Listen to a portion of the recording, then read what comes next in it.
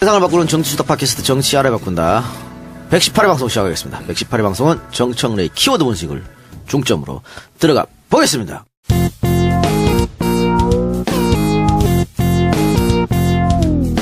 정청래 키워드 분석. 단독 드리블 시간. 네, 이명박. 예. 이분이요. 잘 아시는 분이지만 제가 소개해드리도록 하겠습니다. 1941년 12월 19일 일본에서 태어났네요. 네. 대한민국 17대 대통령. 네. 그리고 이분의 전과도 화려합니다. 선거법 위반. 그래서 벌금 700만 원 맞고. 선거법을 아웃됐었죠, 네, 그때. 미국으로도 가고. 또 뭐 건설사 사장하면서 이러저러한 또 범죄 혐의도 있고. 있습니다. 범죄 경력도 화려한 분인데요. 오늘 드디어 꼬리가 잡혔습니다. 예. 노컷 뉴스의 단독 보도로 예. LK 이뱅크에서 49억 원. 좀 넘게 49억 9,999만 5천 원. 50억을 보냈다. 예. LK에서. 그것도 외환은행 이명박 개인 통장으로 입금이 됐다. 그런데 이것이 BBK 수사를 할 때 알고도 덮었다. 검찰들이. 네, 이런 의혹이 일어서 이명박 전 대통령이 사면 초과에 몰렸고 이에 앞서서 국정원의 블랙리스트로 이명박 수사 기정사실화 되는 거 아니냐. 예. 이렇게 드디어 기성 언론들에서 군부를 떼기 시작했습니다. 이거 CBS가 김경업 의원실을 통해서 확인했다 그러더라고요. 네네. 자료를. 그런데 이게 수사 보고 자료인데 은행 입출금 기록을 확보했기 때문에 이건 빼도 박도 못하는 거죠. 네. 그러니까 입금자 김경준, 수신자 이명박. 네. 이렇게 돼 있으니까 이건 뭐 빼도 박도 못하는 것이고. 팩트죠. 그렇죠. 그리고 사실은 이게 문제가 됐던 게 김경준이 이런 얘기를 했어요. 내가 50억을 이명박한테 보내줬다. 그리고 그래서 이제 그 주식을 산 대금이거든요, 이게. 그래서 이제 그 LK이뱅크가 주식을 사서 BBK가 내 거로 넘어왔다. 그리고 그거를 입증할 거를 계약서, 임명계약서를 내밀었습니다. 거기 보면 이명박 사인도 있고 다 있어. 근데 검찰이 이거 조작된 거다. 네, 그게 위조다. 그걸 덮은 거죠. 임명계약서가. 네, 그렇게 주장하면서 덮었죠. 그러니까 지금 주진우 기자가 이명박 추격을 하고 있지 않습니까? 예. 네. 책도 냈고. 네. 근데 이제 주진우의 주장에 따르면 이런 거죠. 도곡동 땅. 네. 그것이 실제로 다스로 흘러갔고. 예. 그리고 다스가 또 BBK로 예. 투자를 했고. 뭐 이런 거죠. 그러면서 청와대에서 이명박 대통령 재임 시절에 50억을 또 돌려받는데 청와대가 움직였고. 그리고 이 BBK 변호사였던 김재수 씨가 LA에서 총영사로 또 회의에도 참여했고.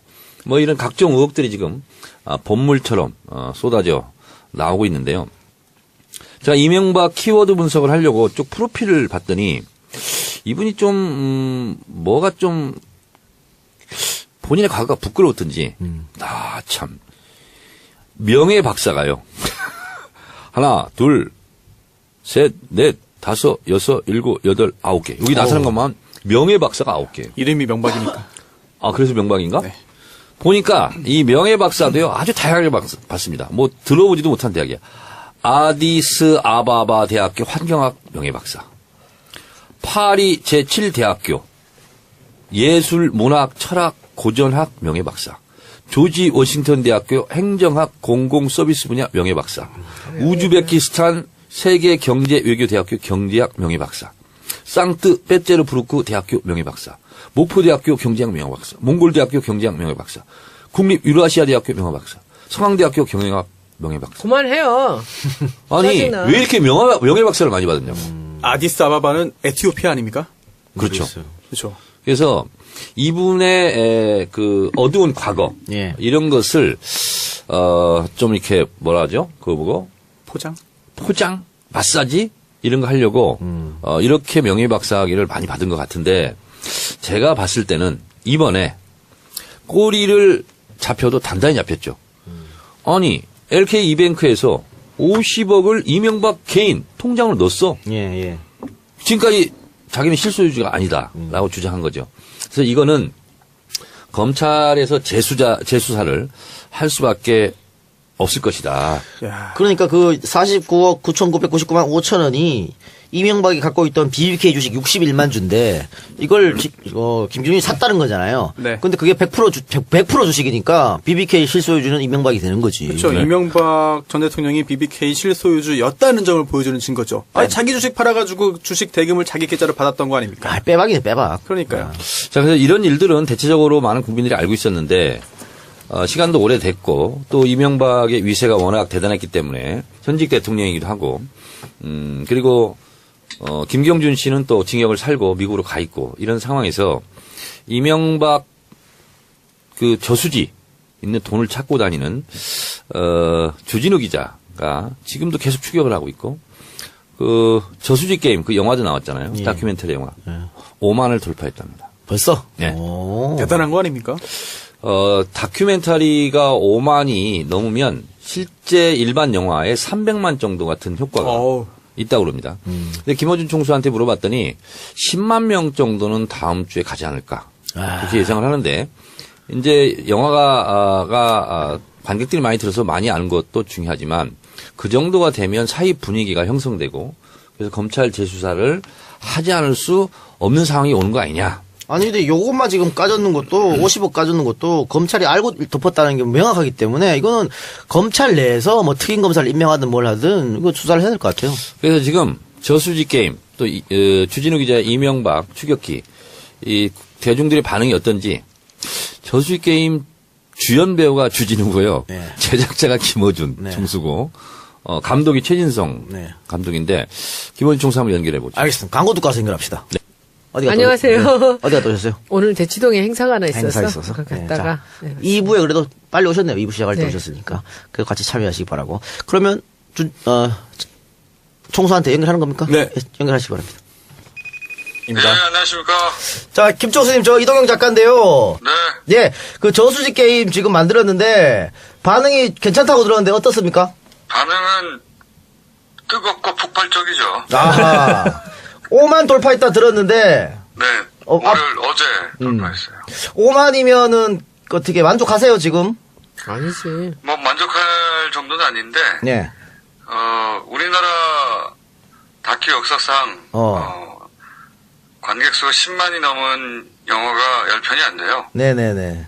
네, 그래서 다큐 영화로는 뭐 아주 만족스러운 스코어지만, 이 영화를 만든 목적이 이제 이명박 전 대통령에 대한 헌정의 마음을 담아서 만든 것이기 때문에, 이 영화가 이명박 전 대통령 관련한 사건들을 수면 위로 끌어올려야 그때 가서 만족할 수 있지, 숫자로는 만족을 못합니다. 각하를 만족시키기 위해서는 수십만 관객들이 좀 필요하군요.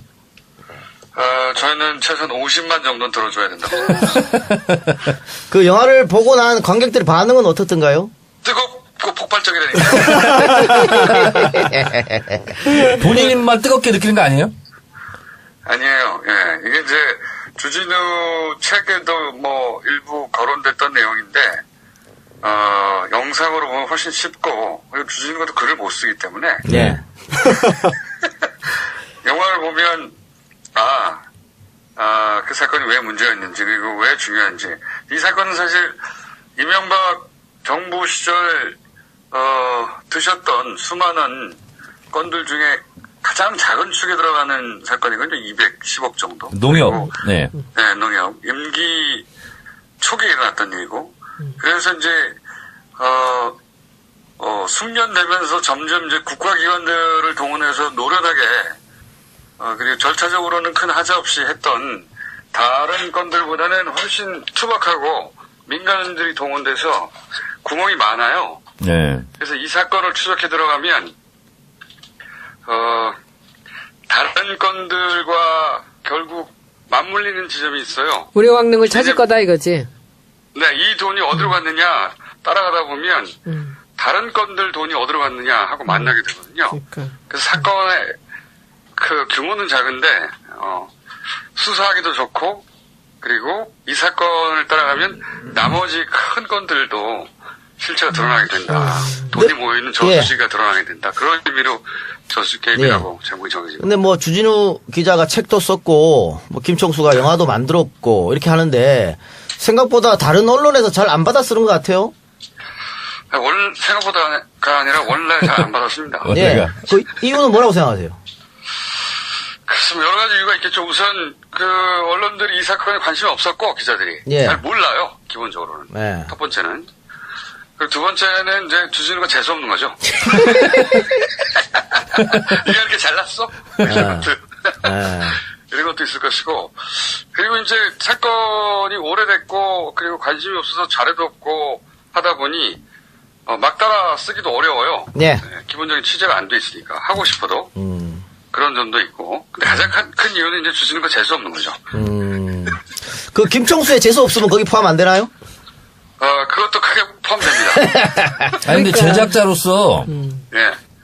주진우가 주연 배우잖아요. 그렇죠. 연기력은 어떻게 평가합니까? 아닌데 주연의 역할을 하고 있죠. 연기력은 어때요?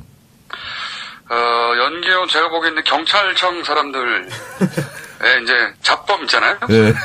제역 배우의 잡범 수준에는 도달했다. 그렇게 평가합니다. 네. 그 상영관은 어떻게 많이 확보됐습니까? 한 200여 개가 관인데요. 예. 관의 수는 다큐로는 적지 않은데 예. 문제는 이제 한 3분의 1 이상이 아침 9시, 밤 12시, 낮 1시. 그래서 굉장히 이제 접근성이 낮죠. 예. 그럼 영화는 뭐 언제까지 걸릴 예정이에요? 그건 우리 마음대로 되는 게 아니라, 예. 이게 어쨌든 극장도 장사하는 곳이니까, 예. 계속 관객이 들어야 극장 수가 유지되는데. 그럼 대충 이번 주말에 많이 가서 보셔야겠네? 그렇죠. 이번 주말까지가 가장 중요하다고. 그렇죠? 예. 이번 주말까지 10만 정도가 지금 추세는 돌파될 것 같은데. 예.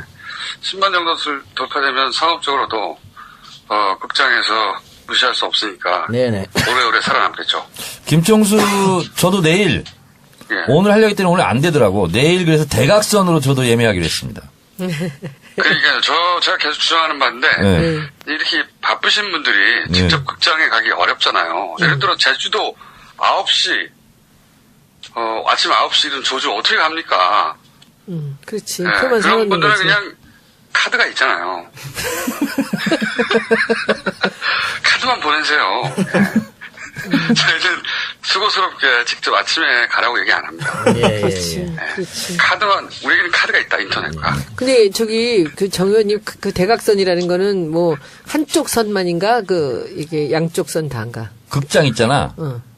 위에서 아래로 대각선으로. 그러니까 대각선은 하나만 하면 균형이 안 맞으니까 한 줄을 사는 X자로 거예요. 이렇게 우리는 대각선. 워낙 바쁘시니까 직접 가긴 다 그러면 어렵고. 제가 예. 대각선 한 줄을 하고 플레이어님이 또 한 줄 하면 이런데 그렇지, 이제 대각선으로 하지. 예약해 주시면 X로. 그렇지 X. 내가 X 맞춰서 또 대각선 할게 그러면. 그 김총수는 이번에 또 새롭게 MB 시절에 그 블랙리스트 명단이 나왔어요. 네. 거기 김원준 총수 이름이 없던데 좀 아쉽겠습니다. 전혀 아쉽지 않고요. 예. 우리 이미 소송을 많이 당했기 때문에. 예. 블랙리스트, 다른 블랙리스트 있는지 없는지 모르겠는데, 예. 명단에 올리기보다는 직접 소송을 하는 걸 택하지 않았을까. 예. 자, 그러면은 이 영화를 사람들이 많이 봐서 목표는 결국 뭡니까? MB를 다시 법정 앞에 세우는 겁니까? 결국은 이제 큰 차에 타고, 예. 큰 차에 타시고, 예. 이제 무료 급식을 받으시는, 예. 복지 차원에서. 예, 그런 노력, 목표, 바람 이루어주시길 바라고. 우리 정치 알바 팬들한테 한마디 해주세요. 정치 알바가 뭡니까? 몰라도 아는 척 하세요. 그따위 프로그램 뭡니까? 그거? 아, 글쎄 말이야. 재수없다 진짜. 하여튼 뭐 웃긴다. 정치 알바가 잘 되는 건 제가 알 바 아니고요. 영화는 잘 됐습니다. 예. 하여튼 뭐 오늘 전화통화, 정 의원이랑 전혀 약속이 안 돼 있는 것 같은데 어쨌든 통화해주셔서 감사합니다. 전화 약속이 안 돼 있고 불쑥 전화하신 거예요. 예, 그럴 줄 알았어요. 예. 고맙습니다. 예, 불쑥 전화했는데도 예, 잘 받아주셔서 고마워요. 네. 그럼 안 받으면 어떡해요? 알겠습니다. 다음에 언제 스튜디오 한번 나와주시고. 네. 자, 아니 이렇게 짧게 할 거였어요? 네. 영화 홍보할 거 많은데. 아니, 못다한 얘기 해봐요, 그러면. 예. 아니 그냥 이제 제가 할 얘기가 다른 것 같아요. 오늘부터 SNS로 적극적으로 이 저수지 게임 한번 홍보해 볼게요. X자는 계속 한번 해보고. 알았습니다. 아니, 저는 의원님들은 X자 해주시고요. 네. 대각선으로 X 해주시고. 저는 이제 일반 관객들한테 그렇게 바라지 않아요. 그냥 가로 한 줄 정도. 가로 한 줄. 오케이. 이 작가님 가로 한 줄. 알겠습니다. 예. 손수 변호사님. 저는 그 프로 관람. 특히 이제 이렇게 밤 12시라든가. 예. 아침 조조 9시 이런 사람 시간대를 없을 때. 주로 오케이. 런닝 타임은 얼마나 돼요? 90분입니다. 뭐 깔끔하네. 많이 줄었네. 돈 별로 아깝지 않더라고. 예, 괜찮아요. 편집 많이 해주셨어요? 재밌어요, 실제로. 재밌어요. 다큐가 워낙 보통 이제 다큐의 인식이 진지하고 따분하고 의미만 강조한다 이런 뭐 이미지가 있는데 이 영화는 연출을 하는 게 아니고 주진우가 원래 오랫동안 해오던 짓을 그냥 감독이 따라 붙어서 실시간으로 라이브로 전혀 연출 없이 영화를 찍은 거군요. 1년 이상 따라다니면서. 그래서 기자가 권력자의 비자금을 추적하는 게 이렇게 지난한 과정을 거쳐서 도달하는 거구나. 굉장히 어려운 일이구나. 그리고 어떤 스릴을 느낄 수가 있어요. 스릴러처럼. 네. 그래서 영화적으로도 아주 재밌습니다. 총수님 그 개인적인 질문 하나 해도 돼요? 안 돼요. 하나 합시다. 네. 그 주준호 기자가 우리 정찰봐 와서 예. 그 MB 또 박근혜 정권 동안 뭐 취재하면서 뭐 생명의 위협도 느끼고 했다고 하는데 김총수는 그런 거 없었습니까? 그런 거 없지. 무섭게 생겼잖아. 사실 이런 이야기들은 해봐야 사람들이 안 믿기 때문에 저희가 안 하는데 네. 주진 거기 가서 했어요. 네네. 그런 적 있죠. 예를 들어서 뭐 하여튼 몇 차례 있습니다. 어머나. 예. 이거 뭐 예를 들어 뭐랄까요? 과민 반응이거나 아니면 뭐 피해 망상이 아니고 예. 실제 그런 적이 있습니다. 하나만 예를 들어 주세요. 하나만 예를 들어요. 네. 덤프 트럭이라고 할게요. 예. 네네. 진짜. 주진우 기자도 같은 이야기 했던 것 같은데요? 같은 수법 쓰는 거겠지 뭐. 같은 사람인가? 이게 뭐 농담같이 들리고 뭐 과장처럼 들리겠지만 실제 있어요. 그런 적이 저희는. 네. 근데 김총수는 그 사람들이 직접 얼굴 보면 그 사람들이 더 공포감이 질리지 않을까? 제가 그 사람 얼굴 본 적도 있어요. 어이구. 가까이서. 예. 네. 근데 뭐랄까요? 무서워요, 얼굴. 그 사람들도. 그 사람들도 무서워. 그 사람들이 제 얼굴을 무서워했는지는 모르겠어요. 안 물어봐서. 그러면 저 MB를 쫓는 것은 이 영화가 마지막으로 보면 되나 아니면 앞으로도 계속 할 계획입니까? 아니죠. 네. 될 때까지 해야지. 잡을 이 때까지. 영화는 가장 작은 사건을 추정한 거예요. 예. 뭐 우리 각하가 임기 중에 뭐 자원외교 같은 경우는 수십조 단위였지 않습니까? 예. 그리고 소위 사자방을 다 합치면 100조 단위라고 하기도 하고 예. 엄청나게 큰 규모라 사실 피부에 와닿지도 않고 현실적이지도 않고 근데 그 대부분이 또 해외에서 벌어져가지고 이게 현실 감각이 잘 없어요. 그런 사건들은. 네네. 근데 요 210억짜리는 아주 작거든요. 그거에 비해서. 아주 작고 초기에 벌어졌고 그래서 민간인들이 많이 연루됐고 구멍이 많이 있어요. 이거 따라가면 됩니다. 알겠습니다. 근데 이제 네. 사람들이 이 영화에 대해서 많이 봐줘야 하는 이유가 그러니까 액수가 작다 보니까 관심사가 못 되고 있거든요. 예. 저희가 여기 포커스를 둔 것은 작고 어설퍼서 구멍이 있어서 관심이 있는 거거든요. 예. 많이 봐주시면 이 사건을 통해 더 큰 건으로 연결될 수가 있어요. 알겠습니다. 그 김총수가 바쁠 것 같아서 제가 배려하는 차원에서 짧게 인터뷰를 하려고 그랬는데 굉장히 귀찮다면서 계속해서 얘기를 하고 있습니다. 아니 지금 이제 우리 장사하고 연결된 거기 때문에 그래요. 아무튼 총수님 전화 고맙습니다. 네네, 열심히 하겠습니다. 네. 네, 더 해도 돼요. 그럼 내가 한 가지 물어볼게. 김총수요. 끊으려고 했는데, 예. 맨날 인터뷰만 하다가 인터뷰를 다 하니까 어때? 좀 어색해. 물어보는 선생님. 인터뷰가 잘 안 되네요. 네.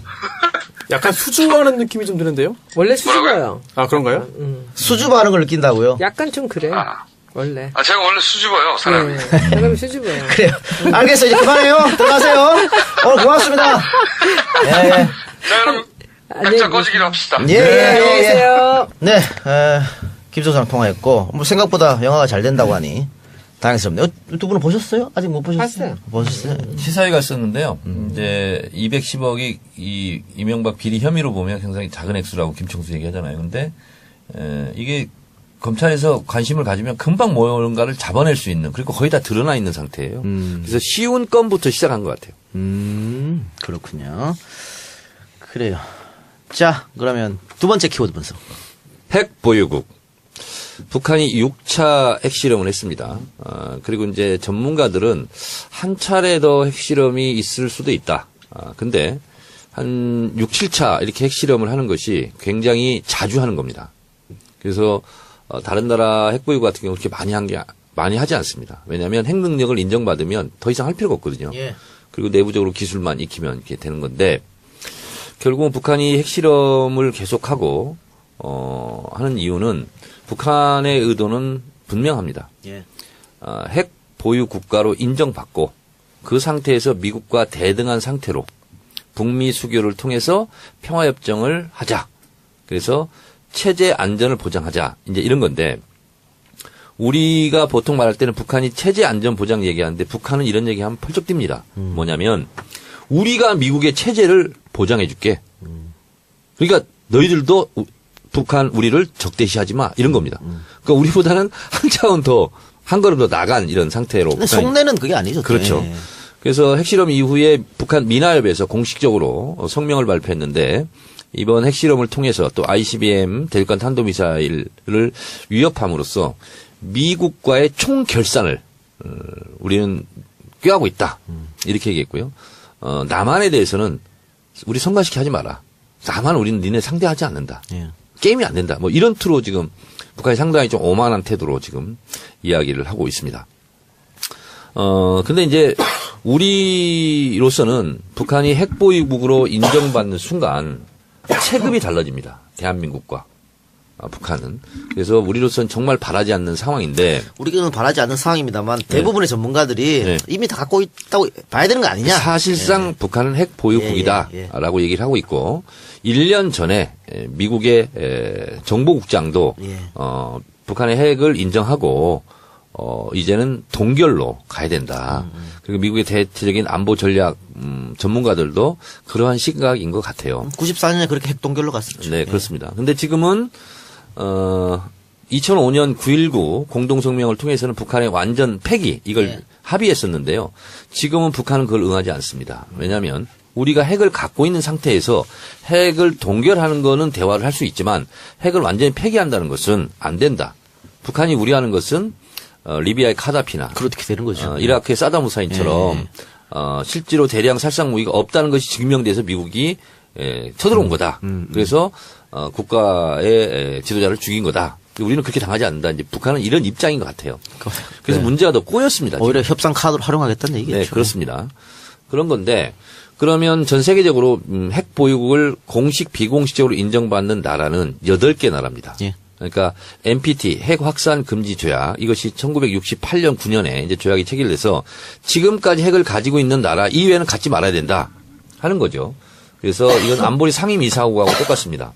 미국, 러시아, 영국, 프랑스, 중국, 이게 이제 핵 개발 순서인데요. 이렇게 5개 국가가 국제법상 네. 핵 보유국으로 인정받고 있고, 그리고 그것과 관계없이 미국이 그냥 인정해 준 나라가 있습니다. 예, 예. 인도, 파키스탄, 이스라엘. 예. 이렇게 3개의 나라에서 8개국이 사실상 핵 보유 국가의 지위를 갖고 있는데, 핵이 있다가 폐기한 나라도 있습니다. 우크라이나. 예. 근데 소련 시절에 핵이 거기 가 있었대요. 근데 이제 폐기됐고, 남아프리카 공화국도 핵이 있었답니다. 근데 이것도 폐기가 된 상태.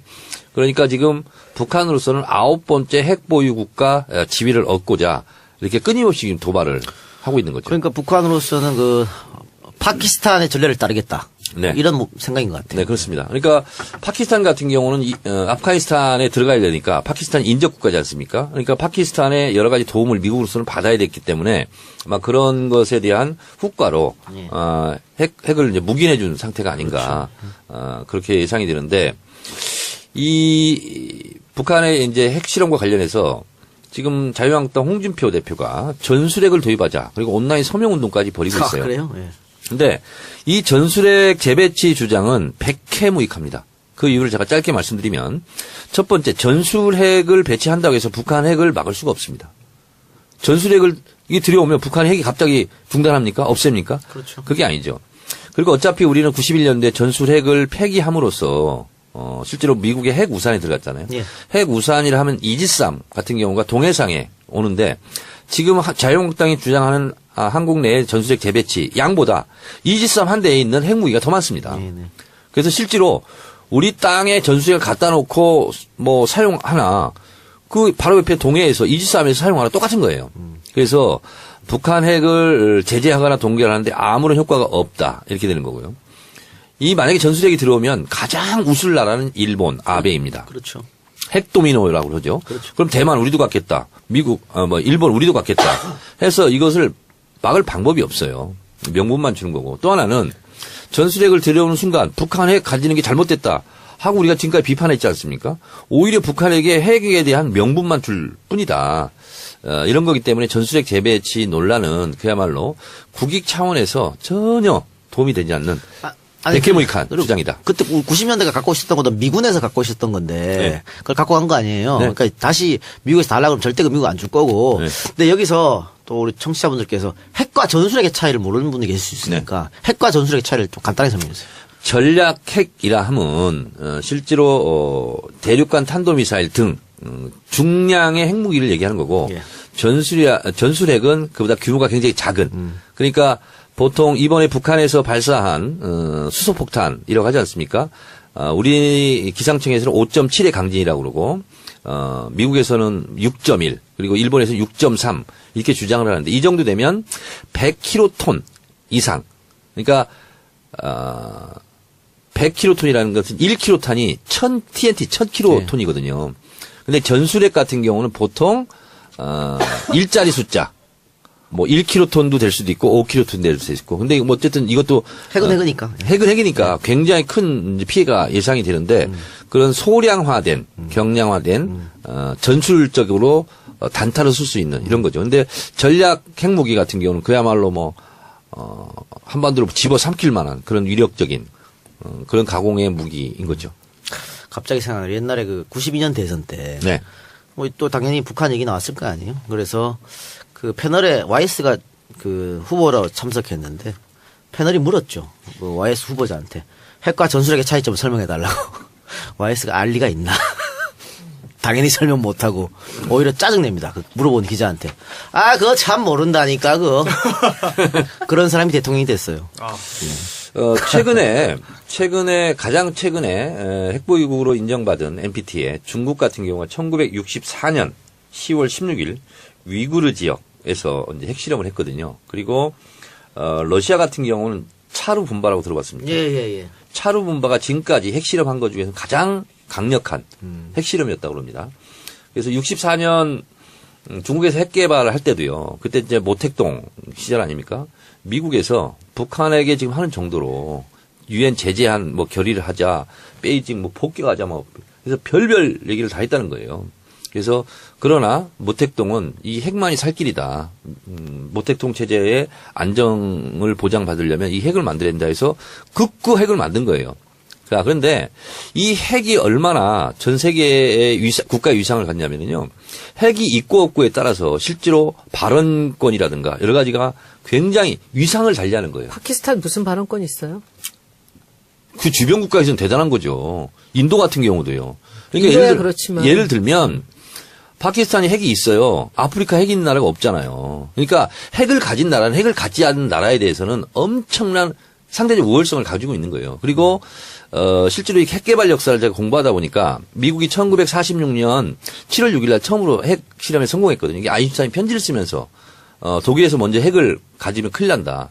그러니까 그 당시 개념은 핵이 있고 없고가 세계 재패를 하느냐 못하느냐 그런 정도의 강력한 무기였거든요. 그래서 핵무기를 갖느냐 안 갖느냐가 강대국이냐 아니냐를 결정하는 특히 이제 미소 냉전 시대는 더욱더 그랬죠. 네. 지금 유엔에서 새로운 제재 결의안 났어요. 그래서 원유를 30% 줄이겠다. 그냥 효과가 있을 거라고 봅니까? 별 효과는 없을 거라고 네, 봅니다. 저도 그렇게 봅니다. 왜냐하면 이게 30% 원유량을 줄인다는 거 아닙니까? 예. 근데 이거는 그 이상을 줄일 수가 없습니다. 왜 그러냐면 중국에서 넘어가고 있는 원유 있잖아요. 송유관. 이것이 원액이에요. 석유. 원액이기 때문에 끈적끈적한 성분, 파라핀 성분이 있어요. 근데 이것을 그 이상 줄여버리면 송유관이 굳어져 버려요. 그런 것을 다 철거를 하고 다시 설치를 해야 되는 그런 물리적인 한계가 있답니다. 그래서 한 번 잠근 적 없나요? 없어요. 그건 한 번 잠그는 순간 이게 다 굳어져 가지고 다시 못 쓰니까 송유관이. 아, 그래요? 그래서 잠글 수가 없어요. 그리고 사실은 원유를 완전 전면 금지한다는 거는 북한 인민들 그냥 다 죽으라는 얘기거든. 그러니까 푸틴 대통령도 일반 주민에 대한 피해가 너무 크다. 그런데 만약에 중국에서 송유관을 전면 한다는 것은 뭐냐면 북한과 중국이 단교 그렇죠. 한다. 이런 수준이기 때문에 중국에서는 절대 할 수 없고요. 그리고 북한이라는 입술이 있는데 입술이 없어지면 잇몸이 시게 돼 있잖아요.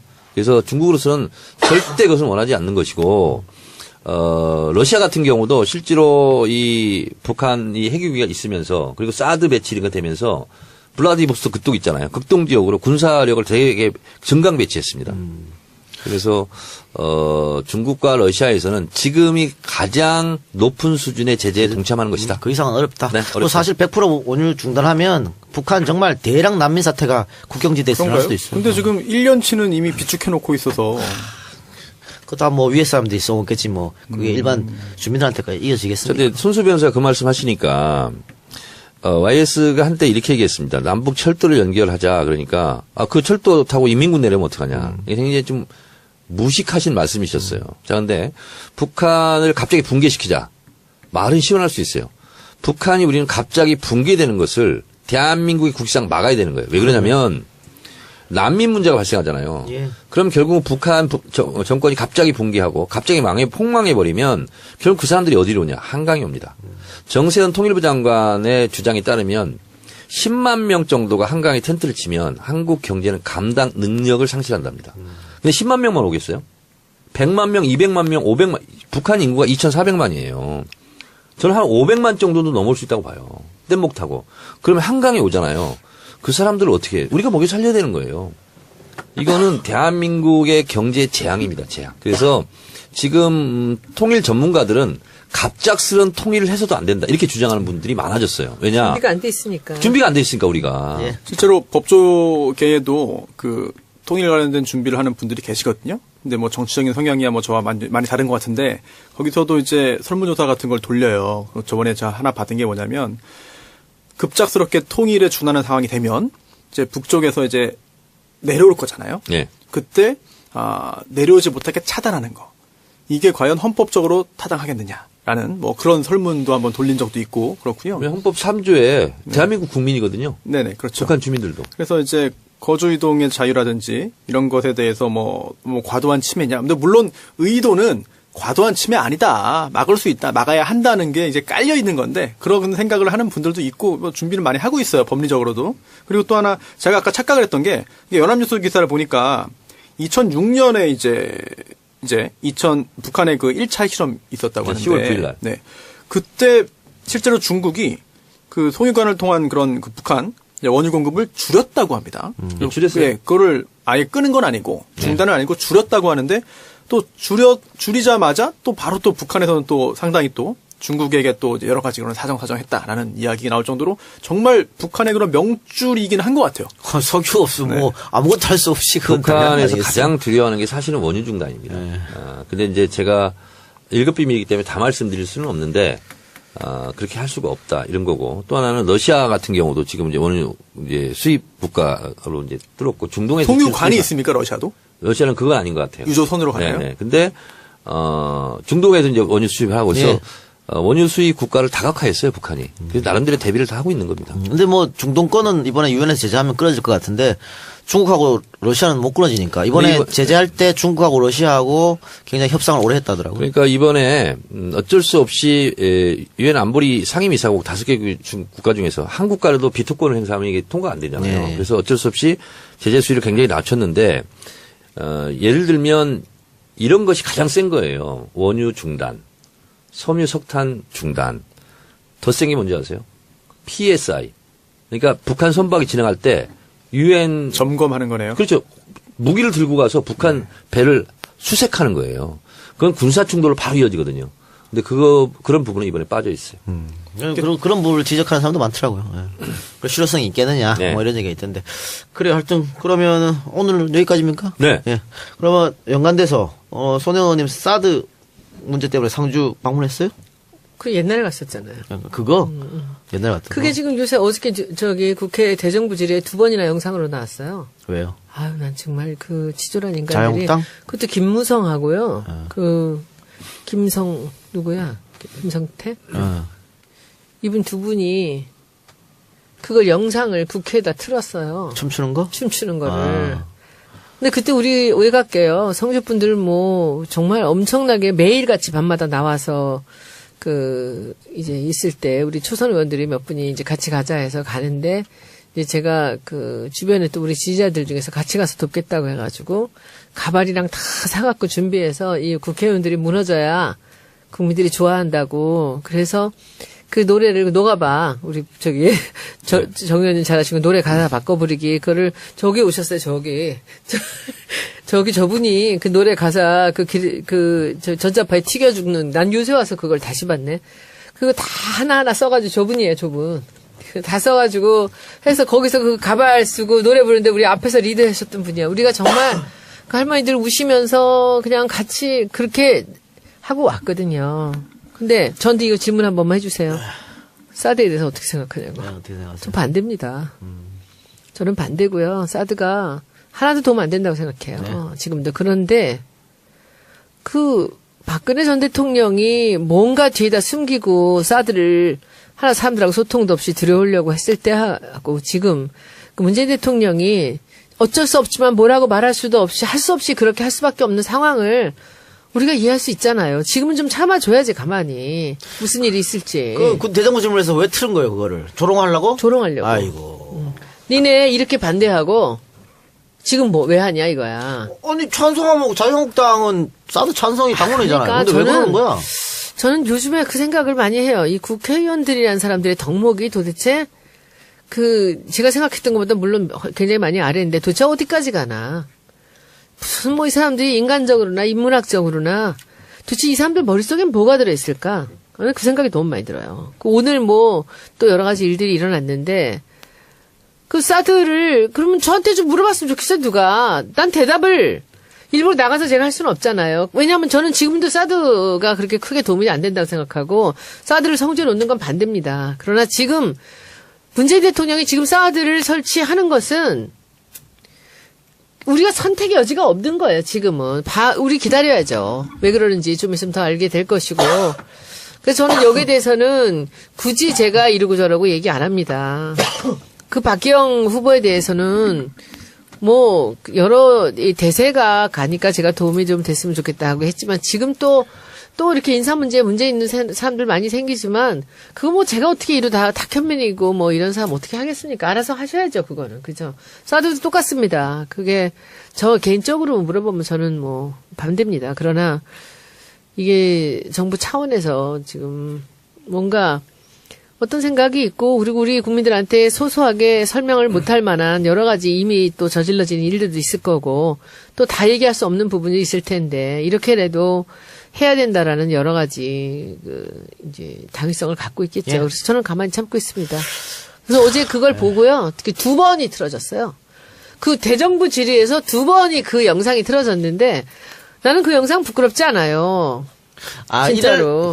손 의원이 자유한국당이 피켓 시위 할 때 가서 사진 찍었는데. 미워 죽겠지. 그거 복수네. 안 미워 죽겠지. 계속 틀으라고 그래. 자주 계속 찍을 테니까.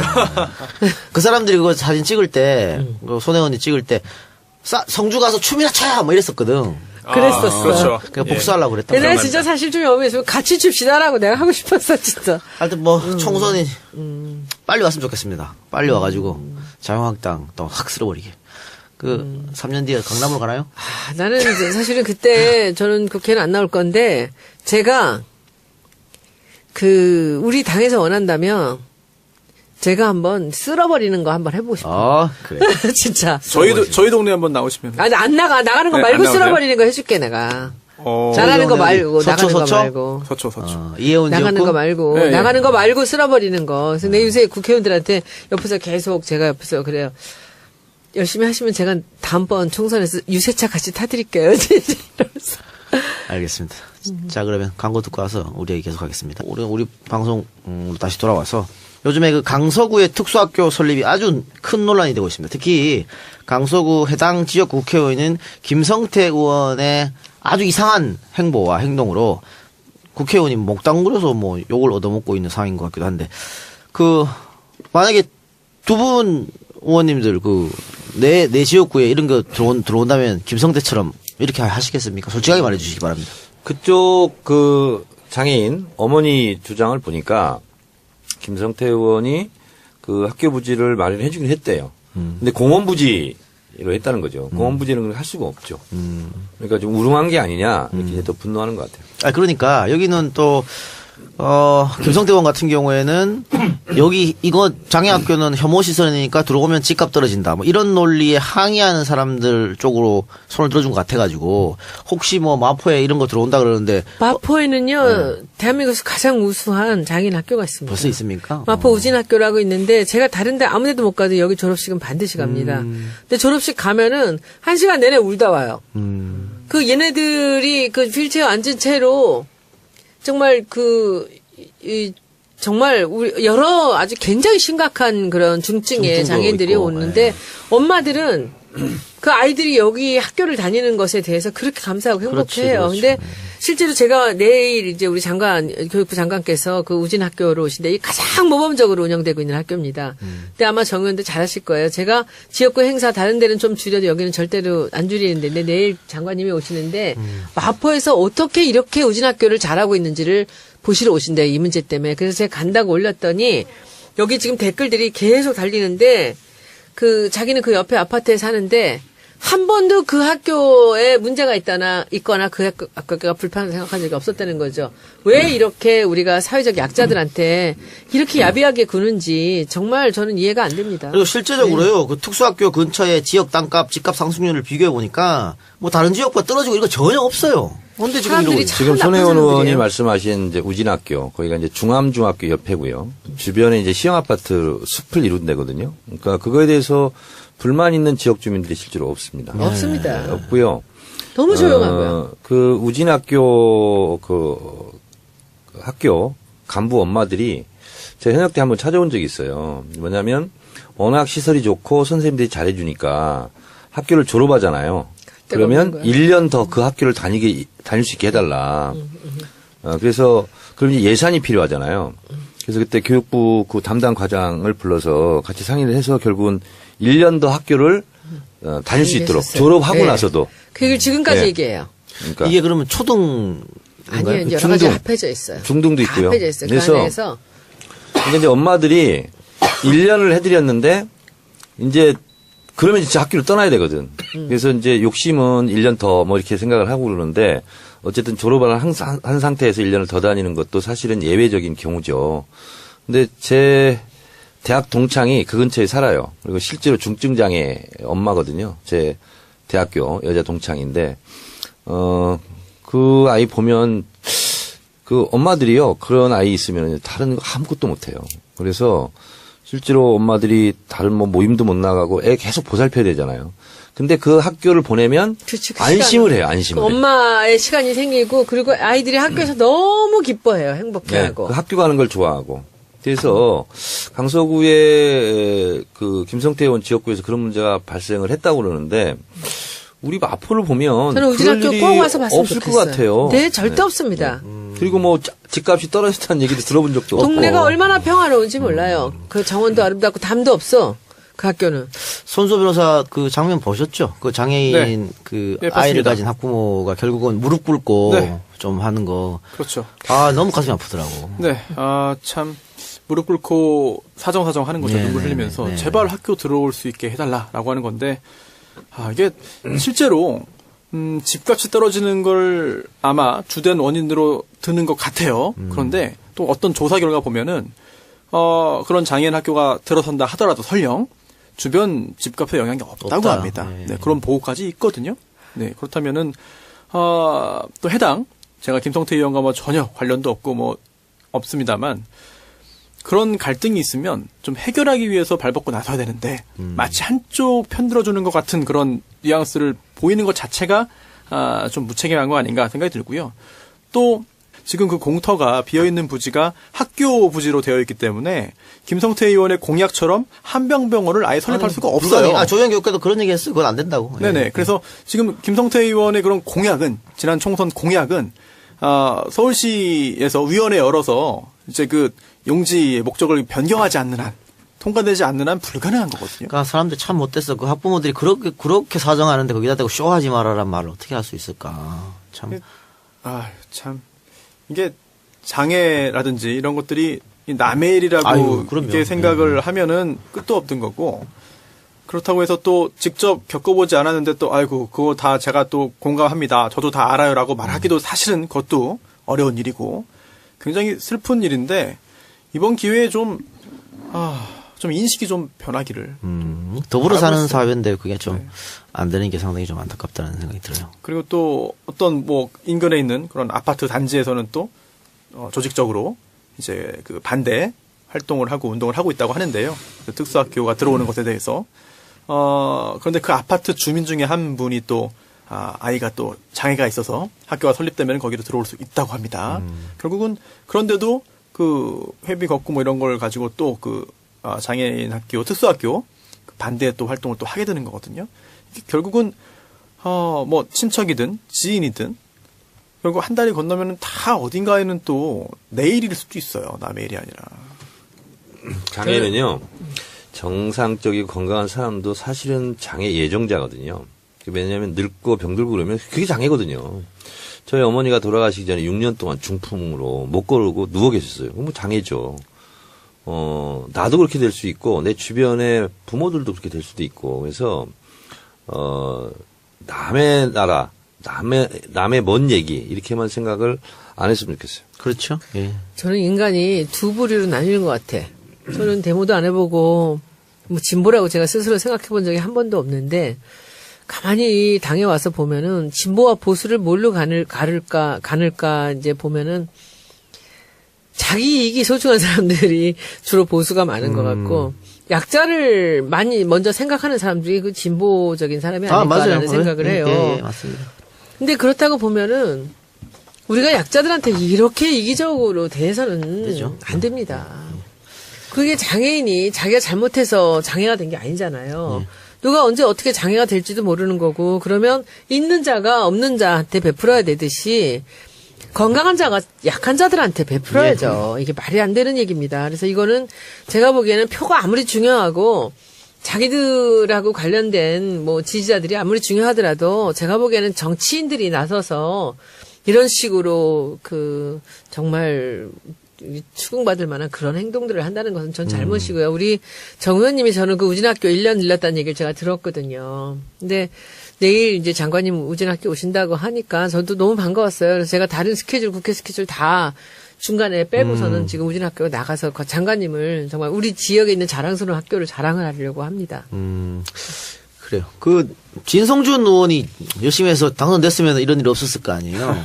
정청래 의원이 덜 도와줘서 그런 거 아니에요. 이 작가님이 덜 도와주신 거 아니에요? 하여튼 뭐 사과드립니다. 아니 우리는 뭐 교도식 사회부터 최선을 다했어. 나 지원 유세도 갔어. 그렇죠? 우리는 최선을 다했는데 그 당 아니라고요? 좀 안타깝게 됐습니다. 절 도와주셨더니 진성준 의원을 도와주셨으면 하여튼 진성준 의원 뭐 청와대 지금 계시니까 더 잘 됐어요. 다음 총선에 다시 한번 반드시 당선되기를 바랍니다. 제가 페이스북에 이렇게 올렸어요. 장관님 그 내일 특수학교 신설 지원 나선 그 김상권 이제 그 특수학교 장애학교 부모님들 청취하려고 우진학교를 갑니다라는 걸 하는 걸 보고 제가 제 지역구의 가장 자랑스러운 학교입니다. 장관님 우리 지역구 우진학교 와주시니 감사합니다라고 제가 페이스북에 올렸어요. 내일 근데 장관이 무슨 계기로 가는 거죠? 이런 학교들의 가장 우수 사례를 한번 보고 이제 의견들을 청취하려고. 그럼 뭐 교육부 장관도 이번 사태에 그거 그렇죠? 엄청 생각합니다. 그리고 그래서, 이번은 설립 지속 추진한다는 거. 이게 사실 이게 지금 우리 진보 정권에서 정말 잘하는 거 아닙니까? 누가 뭐라고 하든 옳은 길을 가는 거죠. 그죠? 그래요. 그리고 재밌는 기사가 하나 나와서 우리 끝나기 전에 한번 이야기해주고. 그 이재명 시장하고 김혜경 여사가 그 예능에 나오잖아요. SBS 예능.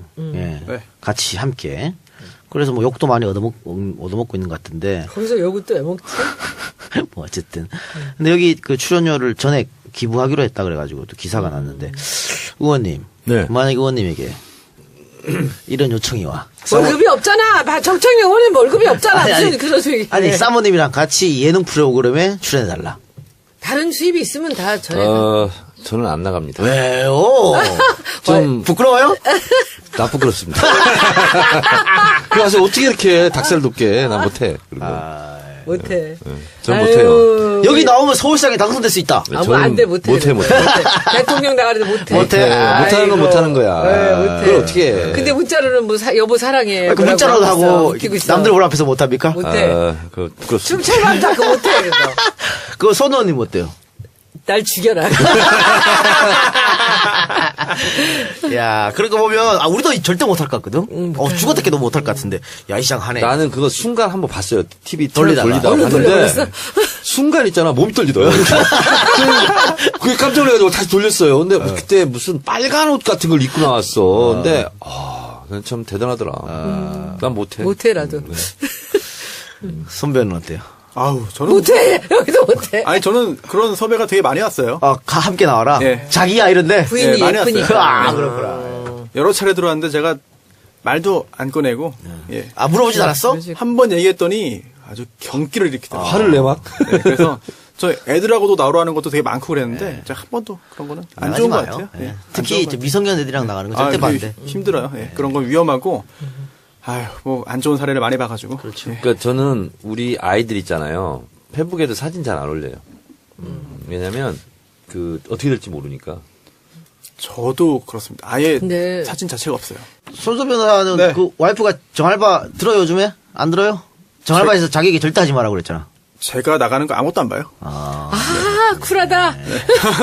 진짜? 서로 그런 거 간섭 안 하는 게 좋습니다. 알겠습니다. 자, 지금 선생님이라 그랬죠? 네. 예, 손수 변호사가 뒤에 방송 생방 예정돼 있어서 제가 예. 생방송이 있어가지고. 그래요. 마지막 공지사항만 좀 안내 하나 해드리고 마치겠습니다.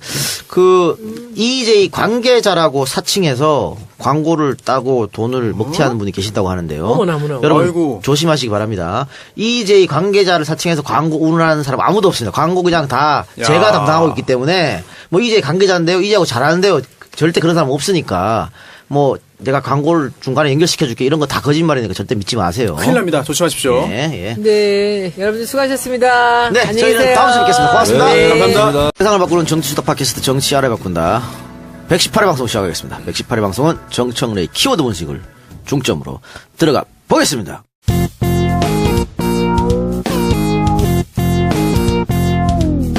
정청래 키워드 분석. 단독 드리블 시간. 네. 이명박. 예. 이분이요. 잘 아시는 분이지만 제가 소개해 드리도록 하겠습니다. 1941년 12월 19일 일본에서 태어났네요. 네. 대한민국 17대 대통령. 네. 그리고 이분의 전과도 화려합니다. 선거법 위반. 그래서 벌금 700만 원 맞고. 선거법을 아웃됐었죠, 네, 그때. 미국으로도 가고. 또 뭐 건설사 사장하면서 이러저러한 또 범죄 혐의도 있고 있습니다. 범죄 경력도 화려한 분인데요. 오늘 드디어 꼬리가 잡혔습니다. 예. 노컷 뉴스의 단독 보도로 예. LK 이뱅크에서 49억 원, 좀 넘게 49억 9,999만 5천 원. 50억을 보냈다. 예. LK에서. 그것도 외환은행 이명박 개인 통장으로 입금이 됐다.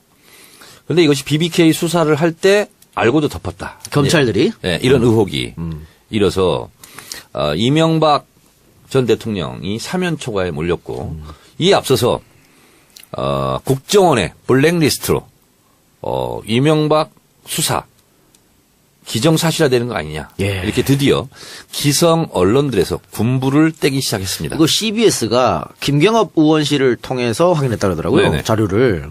그런데 이게 수사 보고 자료인데 은행 입출금 기록을 확보했기 때문에 이건 빼도 박도 못하는 거죠. 네. 그러니까 입금자 김경준, 수신자 이명박. 네. 이렇게 돼 있으니까 이거 뭐 빼도 박도 못 하는 것이고. 팩트죠. 그렇죠. 그리고 사실은 이게 문제가 됐던 게 김경준이 이런 얘기를 했어요. 내가 50억을 이명박한테 보내줬다. 그리고 그래서 이제 그 주식을 산 대금이거든요, 이게.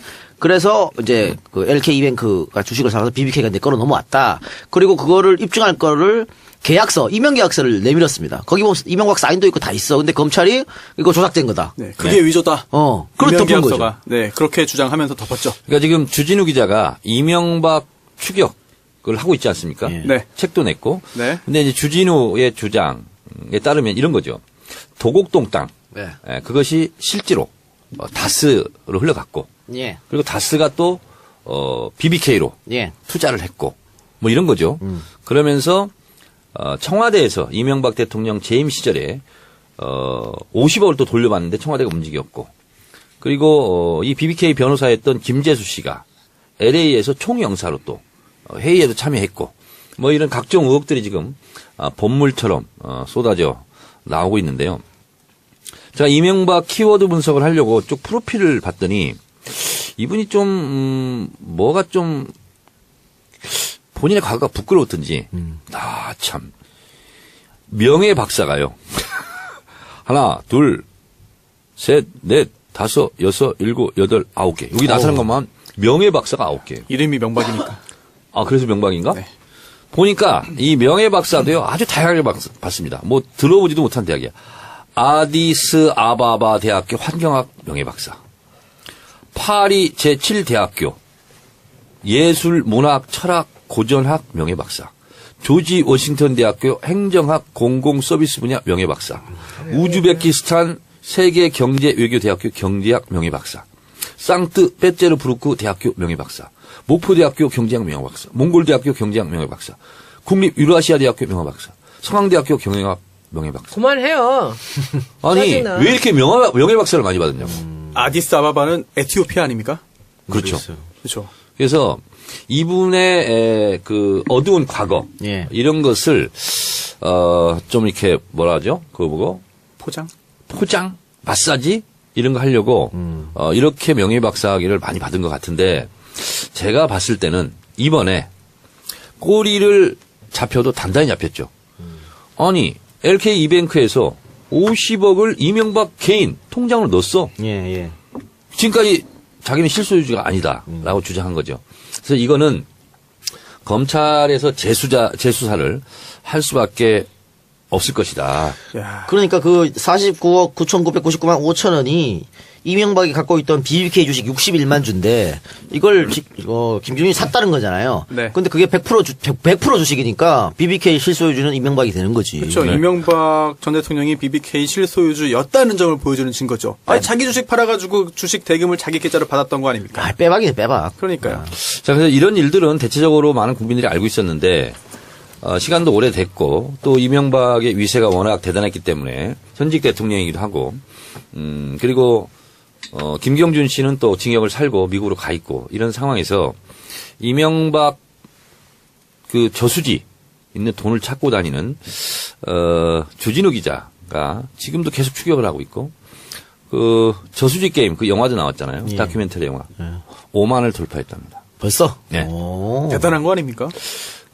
다큐멘터리가 5만이 넘으면 실제 일반 영화의 300만 정도 같은 효과가 어우. 있다고 그럽니다. 근데 김어준 총수한테 물어봤더니 10만 명 정도는 다음 주에 가지 않을까. 그렇게 예상을 하는데 이제 영화가 관객들이 많이 들어서 많이 아는 것도 중요하지만 그 정도가 되면 사회 분위기가 형성되고 그래서 검찰 재수사를 하지 않을 수 없는 상황이 오는 거 아니냐. 아니, 근데 요것만 지금 까졌는 것도, 50억 까졌는 것도, 검찰이 알고 덮었다는 게 명확하기 때문에, 이거는 검찰 내에서 뭐 특임 검사를 임명하든 뭘 하든, 이거 수사를 해야 될 것 같아요. 그래서 지금 저수지 게임, 또 주진우 기자의 이명박 추격기, 이 대중들의 반응이 어떤지, 저수지 게임 주연 배우가 주진우고요. 네. 제작자가 김어준 네. 총수고, 감독이 최진성 네. 감독인데, 김어준 총수 한번 연결해보죠. 알겠습니다. 광고 듣고 와서 연결합시다. 네. 어디가 안녕하세요. 어디가 또 오셨어요? 오늘 대치동에 행사가 하나 있었어. 행사 있어서. 갔다가. 네, 2부에 그래도 빨리 오셨네요. 2부 시작할 때 네. 오셨으니까. 그래서 같이 참여하시기 바라고. 그러면, 총수한테 연결하는 겁니까? 네. 연결하시기 바랍니다. 네, 안녕하십니까. 자, 김총수님, 저 이동영 작가인데요. 네. 예, 그 저수지 게임 지금 만들었는데, 반응이 괜찮다고 들었는데, 어떻습니까? 반응은 뜨겁고 폭발적이죠. 아하. 5만 돌파했다 들었는데, 네. 어, 어제 돌파했어요. 5만이면은, 어떻게 만족하세요, 지금? 아니지. 뭐 만족할 정도는 아닌데, 예. 우리나라 다큐 역사상, 관객 수가 10만이 넘은 영화가 10편이 안 돼요. 네네네.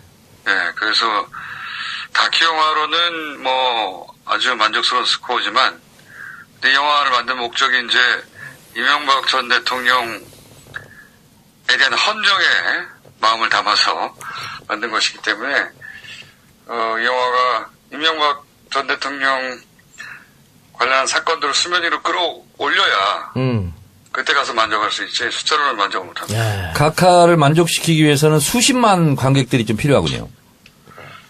저희는 최소한 50만 정도는 들어줘야 된다고 생각합니다. 그 영화를 보고 난 관객들의 반응은 어떻던가요? 뜨겁고 폭발적이라니까. 본인만 뜨겁게 느끼는 거 아니에요?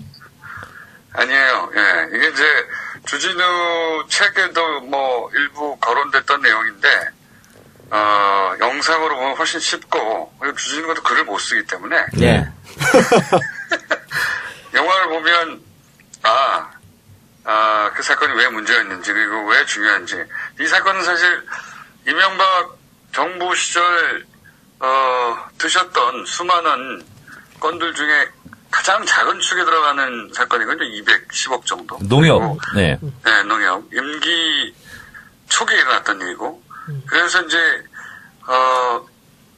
숙련되면서 점점 이제 국가기관들을 동원해서 노련하게, 그리고 절차적으로는 큰 하자 없이 했던 다른 건들보다는 훨씬 투박하고 민간인들이 동원돼서 구멍이 많아요. 네. 그래서 이 사건을 추적해 들어가면,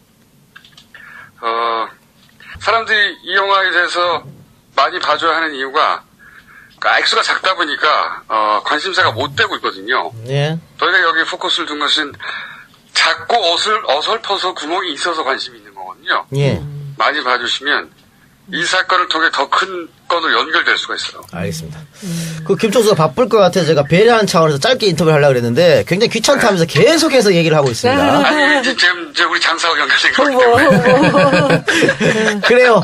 아무튼 총수님 전화 고맙습니다. 네네, 열심히 하겠습니다. 네. 네, 더 해도 돼요. 그럼 내가 한 가지 물어볼게. 김총수요. 끌으려고 했는데, 예. 맨날 인터뷰만 하다가 인터뷰를 다 하니까 어때? 좀 어색해. 물어보는 선생님. 인터뷰가 잘 안 되네요. 네. 약간 수줍어하는 느낌이 좀 드는데요? 원래 수줍어요. 아, 그런가요? 수줍어하는 걸 느낀다고요? 약간 좀 그래. 아. 원래. 제가 원래 수줍어요, 사람이. 네. 사람이 수줍어요. 그래요. 알겠어요. 이제 그만해요. 들어가세요. 오늘 고맙습니다. 예, 예. 자, 그럼 각자 꺼지기로 합시다. 예, 예, 예, 예. 안녕하세요. 네, 김소사랑 통화했고, 뭐 생각보다 영화가 잘 된다고 하니 다행스럽네요. 두 분은 보셨어요? 아직 못 보셨어요? 봤어요. 보셨어요? 시사회 갔었는데요. 이제 210억이 이 이명박 비리 혐의로 보면 굉장히 작은 액수라고 김총수 얘기하잖아요. 근데 이게 검찰에서 관심을 가지면 금방 뭔가를 잡아낼 수 있는, 그리고 거의 다 드러나 있는 상태예요. 그래서 쉬운 건부터 시작한 것 같아요. 그렇군요. 그래요. 자, 그러면 두 번째 키워드 분석. 핵 보유국. 북한이 6차 핵실험을 했습니다. 그리고 이제 전문가들은 한 차례 더 핵실험이 있을 수도 있다. 근데 한 6, 7차 이렇게 핵실험을 하는 것이 굉장히 자주 하는 겁니다. 그래서 다른 나라 핵보유국 같은 경우 그렇게 많이 하지 않습니다. 왜냐하면 핵 능력을 인정받으면 더 이상 할 필요가 없거든요. 예. 그리고 내부적으로 기술만 익히면 이렇게 되는 건데, 결국은 북한이 핵실험을 계속하고 하는 이유는 북한의 의도는 분명합니다. 예. 핵 보유 국가로 인정받고 그 상태에서 미국과 대등한 상태로 북미 수교를 통해서 평화협정을 하자. 그래서 체제 안전을 보장하자. 이제 이런 건데, 우리가 보통 말할 때는 북한이 체제 안전 보장 얘기하는데 북한은 이런 얘기하면 펄쩍 뜁니다. 뭐냐면 우리가 미국의 체제를 보장해 줄게. 그러니까 너희들도 북한 우리를 적대시하지 마. 이런 겁니다. 그러니까 우리보다는 한 차원 더 한 걸음 더 나간 이런 상태로. 근데 속내는 그게 아니죠. 그렇죠. 네. 그래서 핵실험 이후에 북한 미나협에서 공식적으로 성명을 발표했는데 이번 핵실험을 통해서 또 ICBM 대륙간 탄도미사일을 위협함으로써 미국과의 총결산을 우리는 꾀하고 있다. 이렇게 얘기했고요. 남한에 대해서는 우리 성가시게 하지 마라. 남한 우리는 니네 상대하지 않는다. 예. 게임이 안 된다. 뭐 이런 투로 지금 북한이 상당히 좀 오만한 태도로 지금 이야기를 하고 있습니다. 근데 이제 우리로서는 북한이 핵보유국으로 인정받는 순간 체급이 달라집니다. 대한민국과 북한은. 그래서 우리로서는 정말 바라지 않는 상황인데 우리는 바라지 않는 상황입니다만 대부분의 전문가들이 네. 이미 다 갖고 있다고 봐야 되는 거 아니냐. 사실상 북한은 핵 보유국이다라고 얘기를 하고 있고 1년 전에 미국의 정보국장도 예. 북한의 핵을 인정하고 이제는 동결로 가야 된다. 그리고 미국의 대체적인 안보 전략 전문가들도 그러한 시각인 것 같아요. 94년에 그렇게 핵동결로 갔었죠. 네, 그렇습니다. 근데 지금은 2005년 9.19 공동성명을 통해서는 북한의 완전 폐기 이걸 네. 합의했었는데요. 지금은 북한은 그걸 응하지 않습니다. 왜냐하면 우리가 핵을 갖고 있는 상태에서 핵을 동결하는 거는 대화를 할 수 있지만 핵을 완전히 폐기한다는 것은 안 된다. 북한이 우려하는 것은 리비아의 카다피나 그렇게 되는 거죠. 이라크의 사담 후사인처럼 네. 실제로 대량 살상 무기가 없다는 것이 증명돼서 미국이 쳐들어온 거다. 그래서 국가의 지도자를 죽인 거다. 우리는 그렇게 당하지 않는다. 이제 북한은 이런 입장인 것 같아요. 그래서 네. 문제가 더 꼬였습니다. 오히려 협상 카드로 활용하겠다는 얘기겠죠. 네, 그렇습니다.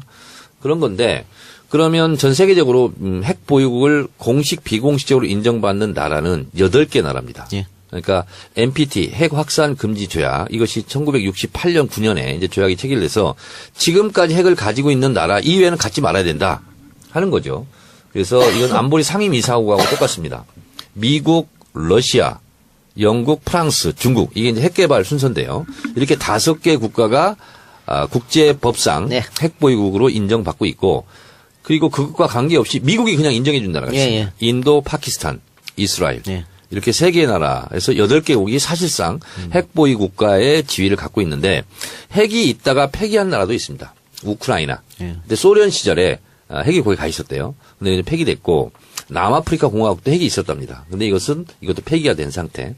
그러니까 지금 북한으로서는 9번째 핵보유 국가 지위를 얻고자 이렇게 끊임없이 지금 도발을 하고 있는 거죠. 그러니까 북한으로서는 그 파키스탄의 전례를 따르겠다. 네. 이런 생각인 것 같아요. 네, 그렇습니다. 그러니까 파키스탄 같은 경우는 아프가니스탄에 들어가야 되니까 파키스탄 인접 국가지 않습니까? 그러니까 파키스탄의 여러 가지 도움을 미국으로서는 받아야 됐기 때문에 아마 그런 것에 대한 후과로 예. 핵을 이제 묵인해 준 상태가 아닌가 그렇게 예상이 되는데 이 북한의 이제 핵 실험과 관련해서 지금 자유한국당 홍준표 대표가 전술핵을 도입하자 그리고 온라인 서명 운동까지 벌이고 있어요. 그래요? 예. 근데 이 전술핵 재배치 주장은 백해무익합니다. 그 이유를 제가 짧게 말씀드리면 첫 번째 전술핵을 배치한다고 해서 북한 핵을 막을 수가 없습니다. 전술핵을 이게 들여오면 북한 핵이 갑자기 중단합니까? 없앱니까? 그렇죠. 그게 아니죠. 그리고 어차피 우리는 91년도에 전술핵을 폐기함으로써 실제로 미국의 핵 우산에 들어갔잖아요. 예. 핵 우산이라 하면 이지스함 같은 경우가 동해상에 오는데 지금 자유한국당이 주장하는 한국 내의 전술핵 재배치 양보다 이지스함 한 대에 있는 핵무기가 더 많습니다. 네, 네. 그래서 실제로 우리 땅에 전술핵을 갖다 놓고 뭐 사용하나 그 바로 옆에 동해에서 이지스함에서 사용하나 똑같은 거예요. 그래서 북한 핵을 제재하거나 동결하는데 아무런 효과가 없다 이렇게 되는 거고요. 이 만약에 전술핵이 들어오면 가장 웃을 나라는 일본, 아베입니다. 그렇죠. 핵도미노라고 그러죠. 그렇죠. 그럼 대만 우리도 갖겠다. 미국, 일본 우리도 갖겠다. 해서 이것을 막을 방법이 없어요. 명분만 주는 거고. 또 하나는 전술핵을 들여오는 순간 북한 핵 가지는 게 잘못됐다 하고 우리가 지금까지 비판했지 않습니까? 오히려 북한에게 핵에 대한 명분만 줄 뿐이다. 이런 거기 때문에 전술핵 재배치 논란은 그야말로 국익 차원에서 전혀 도움이 되지 않는 백해무익한 주장이다. 그때 90년대가 갖고 있었던 것도 미군에서 갖고 있었던 건데 네. 그걸 갖고 간 거 아니에요. 네. 그러니까 다시 미국에서 달라고 그러면 절대 그 미국 안 줄 거고. 네. 근데 여기서 또 우리 청취자분들께서 핵과 전술핵의 차이를 모르는 분이 계실 수 있으니까 핵과 전술핵의 차이를 좀 간단히 설명해 주세요. 전략 핵이라 하면 실제로 대륙간 탄도미사일 등 중량의 핵무기를 얘기하는 거고 예. 전술핵은 그보다 규모가 굉장히 작은. 그러니까 보통 이번에 북한에서 발사한 수소폭탄이라고 하지 않습니까? 우리 기상청에서는 5.7의 강진이라고 그러고 미국에서는 6.1 그리고 일본에서는 6.3 이렇게 주장을 하는데 이 정도 되면 100킬로톤 이상. 그러니까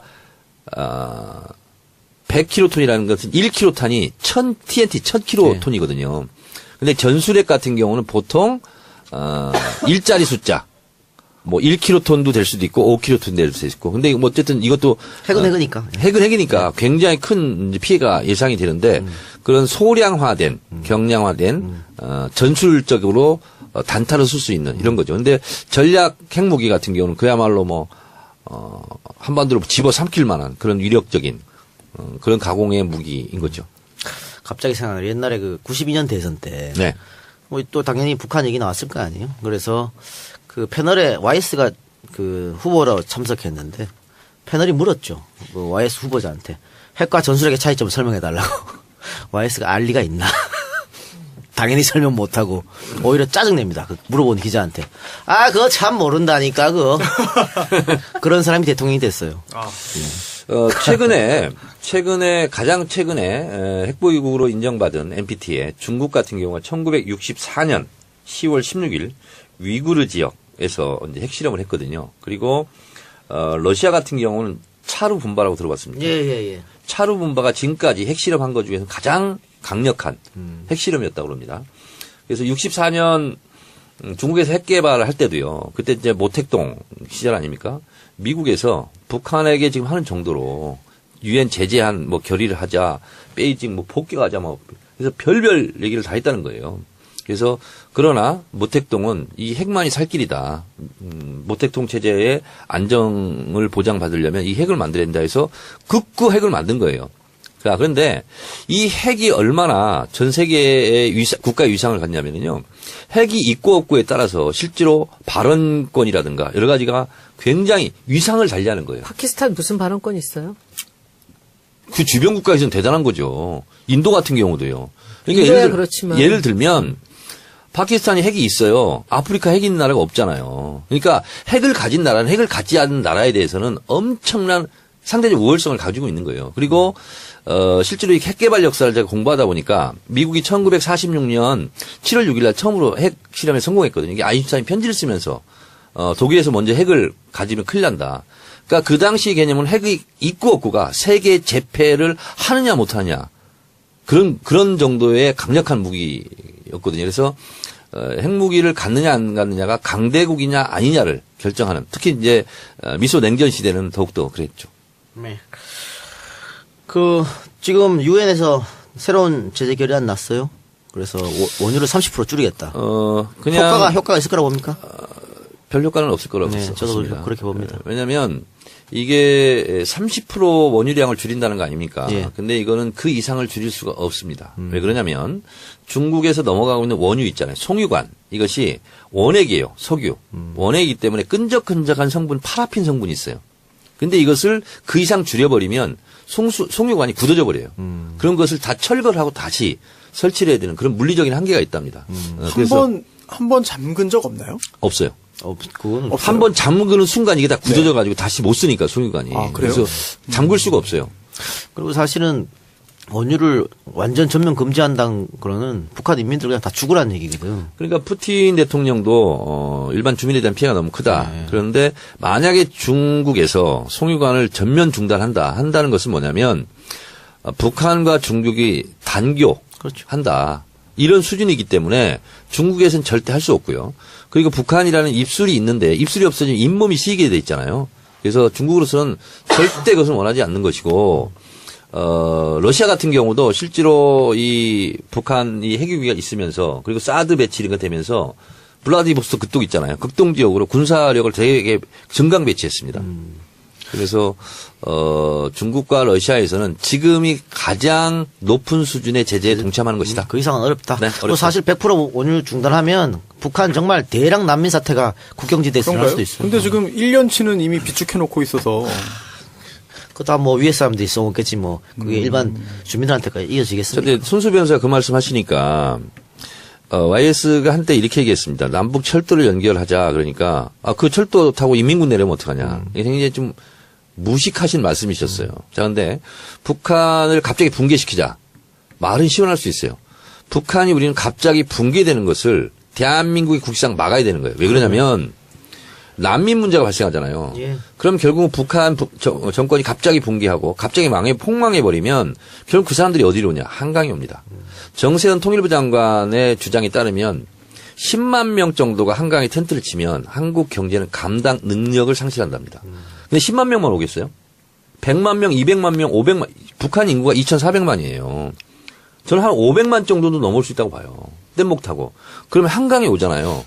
그 사람들을 어떻게 해? 우리가 먹여 살려야 되는 거예요. 이거는 대한민국의 경제 재앙입니다. 재앙. 그래서 지금 통일 전문가들은 갑작스런 통일을 해서도 안 된다. 이렇게 주장하는 분들이 많아졌어요. 왜냐? 준비가 안 돼 있으니까. 준비가 안 돼 있으니까 우리가. 예. 실제로 법조계에도 그 통일 관련된 준비를 하는 분들이 계시거든요. 근데 뭐 정치적인 성향이야 뭐 저와 많이 다른 것 같은데 거기서도 이제 설문조사 같은 걸 돌려요. 저번에 제가 하나 받은 게 뭐냐면 급작스럽게 통일에 준하는 상황이 되면 이제 북쪽에서 이제 내려올 거잖아요. 예. 그때 내려오지 못하게 차단하는 거. 이게 과연 헌법적으로 타당하겠느냐라는 뭐 그런 설문도 한번 돌린 적도 있고 그렇고요. 헌법 3조에 대한민국 국민이거든요. 네네 그렇죠. 북한 주민들도. 그래서 이제 거주 이동의 자유라든지 이런 것에 대해서 뭐 과도한 침해냐. 근데 물론 의도는 과도한 침해 아니다. 막을 수 있다. 막아야 한다는 게 이제 깔려 있는 건데 그런 생각을 하는 분들도 있고 뭐 준비를 많이 하고 있어요. 법리적으로도. 그리고 또 하나 제가 아까 착각을 했던 게 이게 연합뉴스 기사를 보니까 2006년에 이제 북한의 그 1차 실험 있었다고 하는데 10월 9일 날. 네. 그때 실제로 중국이 그 송유관을 통한 그런 그 북한 원유 공급을 줄였다고 합니다. 줄였어요? 예, 그거를 아예 끄는 건 아니고 중단은 아니고 줄였다고 하는데 또 줄이자마자 또 바로 또 북한에서는 또 상당히 또 중국에게 또 여러 가지 그런 사정했다라는 이야기가 나올 정도로 정말 북한의 그런 명줄이긴 한 것 같아요. 석유 없으면 뭐 아무것도 할 수 없이 그건 북한에서 당연하겠어요. 가장 두려워하는 게 사실은 원유 중단입니다. 네. 근데 이제 제가 1급 비밀이기 때문에 다 말씀드릴 수는 없는데 그렇게 할 수가 없다 이런 거고 또 하나는 러시아 같은 경우도 지금 이제 원유 이제 수입 국가로 이제 뚫었고 중동에서 송유관이 있습니까 러시아도? 러시아는 그건 아닌 것 같아요. 유조선으로 가나요? 네네. 근데 중동에서 이제 원유 수입을 하고 있어. 예. 원유 수입 국가를 다각화했어요 북한이. 그래서 나름대로 대비를 다 하고 있는 겁니다. 근데 뭐 중동 거는 이번에 유엔에서 제재하면 끊어질 것 같은데 중국하고 러시아는 못 끊어지니까 이번에 이거- 제재할 때 중국하고 러시아하고 굉장히 협상을 오래 했다더라고요. 그러니까 이번에 어쩔 수 없이 유엔 안보리 상임이사국 5개 국가 중에서 한 국가라도 비토권을 행사하면 이게 통과 안 되잖아요. 네. 그래서 어쩔 수 없이 제재 수위를 굉장히 낮췄는데 예를 들면 이런 것이 가장 센 거예요. 원유 중단, 섬유 석탄 중단. 더 센 게 뭔지 아세요? PSI. 그러니까 북한 선박이 진행할 때 유엔 점검하는 거네요. 그렇죠. 무기를 들고 가서 북한 배를 수색하는 거예요. 그건 군사 충돌로 바로 이어지거든요. 근데 그런 부분은 이번에 빠져 있어요. 그런 부분을 지적하는 사람도 많더라고요. 예. 그 실효성이 있겠느냐, 네. 뭐 이런 얘기가 있던데. 그래, 하여튼, 그러면 오늘 여기까지입니까? 네. 예. 그러면 연관돼서, 손혜원님 사드 문제 때문에 상주 방문했어요? 그 옛날에 갔었잖아요. 그거? 옛날에 같은 그게 거? 지금 요새 어저께 저기 국회 대정부 질의에 2번이나 영상으로 나왔어요. 왜요? 아유, 난 정말 그 치졸한 인간들이. 자유한국당? 그것도 김무성하고요. 김성, 누구야? 김성태? 이분 두 분이 그걸 영상을 국회에다 틀었어요. 춤추는 거? 춤추는 거를. 근데 그때 우리 외곽계요. 성주분들 뭐 정말 엄청나게 매일같이 밤마다 나와서 이제 있을 때 우리 초선 의원들이 몇 분이 이제 같이 가자 해서 가는데 이제 제가 주변에 또 우리 지지자들 중에서 같이 가서 돕겠다고 해가지고 가발이랑 다 사갖고 준비해서 이 국회의원들이 무너져야 국민들이 좋아한다고 그래서 그 노래를 녹아봐. 우리 정 의원님 잘하시고 노래 가사 바꿔 부르기 그거를 저기 오셨어요. 저분이 그 노래 가사 전자파에 튀겨 죽는 난 요새 와서 그걸 다시 봤네. 그거 다 하나하나 써가지고 저분이에요. 저분. 다 써가지고 해서 거기서 그 가발 쓰고 노래 부르는데 우리 앞에서 리드하셨던 분이야. 우리가 정말 그 할머니들 우시면서 그냥 같이 그렇게 하고 왔거든요. 근데 저한테 이거 질문 한 번만 해주세요. 사드에 대해서 어떻게 생각하냐고. 네, 어떻게 생각하세요? 전 반대입니다. 저는 반대고요. 사드가 하나도 도움 안 된다고 생각해요. 지금도. 그런데 그 박근혜 전 대통령이 뭔가 뒤에다 숨기고 사드를 하나 사람들하고 소통도 없이 들여오려고 했을 때 하고 지금 그 문재인 대통령이 어쩔 수 없지만 뭐라고 말할 수도 없이 할 수 없이 그렇게 할 수밖에 없는 상황을 우리가 이해할 수 있잖아요. 지금은 좀 참아줘야지 가만히 무슨 일이 있을지. 그 대정부 질문에서 왜 틀은 거예요, 그거를? 조롱하려고? 조롱하려고. 아이고. 니네 이렇게 반대하고 지금 뭐 왜 하냐 이거야. 아니, 찬성하면 자유한국당은 사드 찬성이 당론이잖아요. 그러니까 근데 왜 그러는 거야? 저는 요즘에 그 생각을 많이 해요. 이 국회의원들이라는 사람들의 덕목. 다른 건들과 결국 맞물리는 지점이 있어요. 우려왕릉을 찾을 거다 이거지. 네, 이 돈이 어디로 갔느냐 따라가다 보면 다른 건들 돈이 어디로 갔느냐 하고 만나게 되거든요. 그러니까. 그래서 사건의 그 규모는 작은데 수사하기도 좋고 그리고 이 사건을 따라가면 나머지 큰 건들도 실체가 드러나게 된다. 돈이 모이는 저수지가 드러나게 된다. 그런 의미로 저수지 게임이라고 제목이 정해집니다. 근데 뭐 주진우 기자가 책도 썼고 뭐 김총수가 영화도 만들었고 이렇게 하는데 생각보다 다른 언론에서 잘 안 받아 쓰는 것 같아요. 생각보다가 아니라 원래 잘 안 받았습니다. 예. 그 이유는 뭐라고 생각하세요? 글쎄, 여러 가지 이유가 있겠죠. 우선, 언론들이 이 사건에 관심이 없었고, 기자들이. 예. 잘 몰라요, 기본적으로는. 예. 첫 번째는. 그리고 두 번째는 이제 주진우가 재수없는 거죠. 네가 이렇게 잘났어? 이런 것들. 이런 것도 있을 것이고. 그리고 이제 사건이 오래됐고, 그리고 관심이 없어서 자료도 없고 하다 보니, 막 따라 쓰기도 어려워요. 예. 네, 기본적인 취재가 안 돼 있으니까. 하고 싶어도. 그런 점도 있고. 근데 가장 큰 이유는 이제 주진우가 재수 없는 거죠. 그 김총수의 재수 없으면 거기 포함 안 되나요? 그것도 크게 포함됩니다. 아니, 근데 제작자로서 예. 주진우가 주연 배우잖아요. 그렇죠. 연기력은 어떻게 영화는 평가합니까? 아닌데 주연의 역할을 하고 있죠. 연기력은 어때요? 연기력은 제가 보기에는 경찰청 사람들의 이제 잡범 있잖아요. 네. 제역 배우의 잡범 수준에는 도달했다. 그렇게 평가합니다. 그 사연가는 어떻게 많이 확보됐습니까?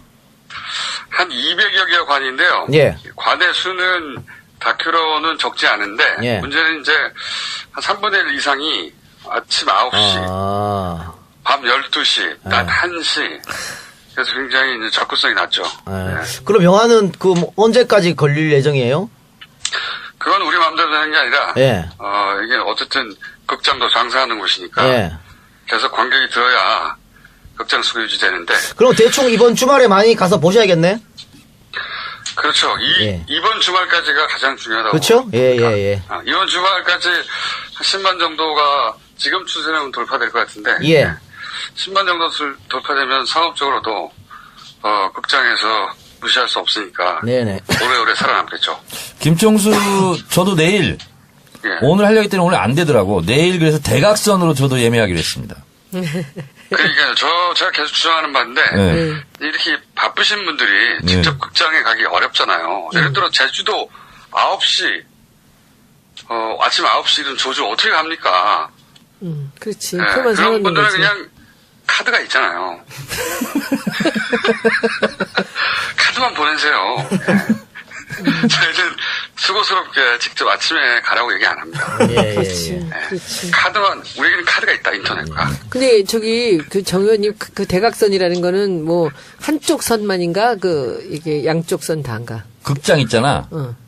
위에서 아래로 대각선으로. 그러니까 대각선은 하나만 하면 균형이 안 맞으니까 한 줄을 사는 X자로 거예요. 이렇게 우리는 대각선. 워낙 바쁘시니까 직접 가긴 다 그러면 어렵고. 제가 대각선 한 줄을 하고 플레이어님이 또 한 줄 하면 이런데 그렇지, 대각선으로 하지. 예약해 주시면 X로. 그렇지 X. 내가 X 맞춰서 또 대각선 할게 그러면.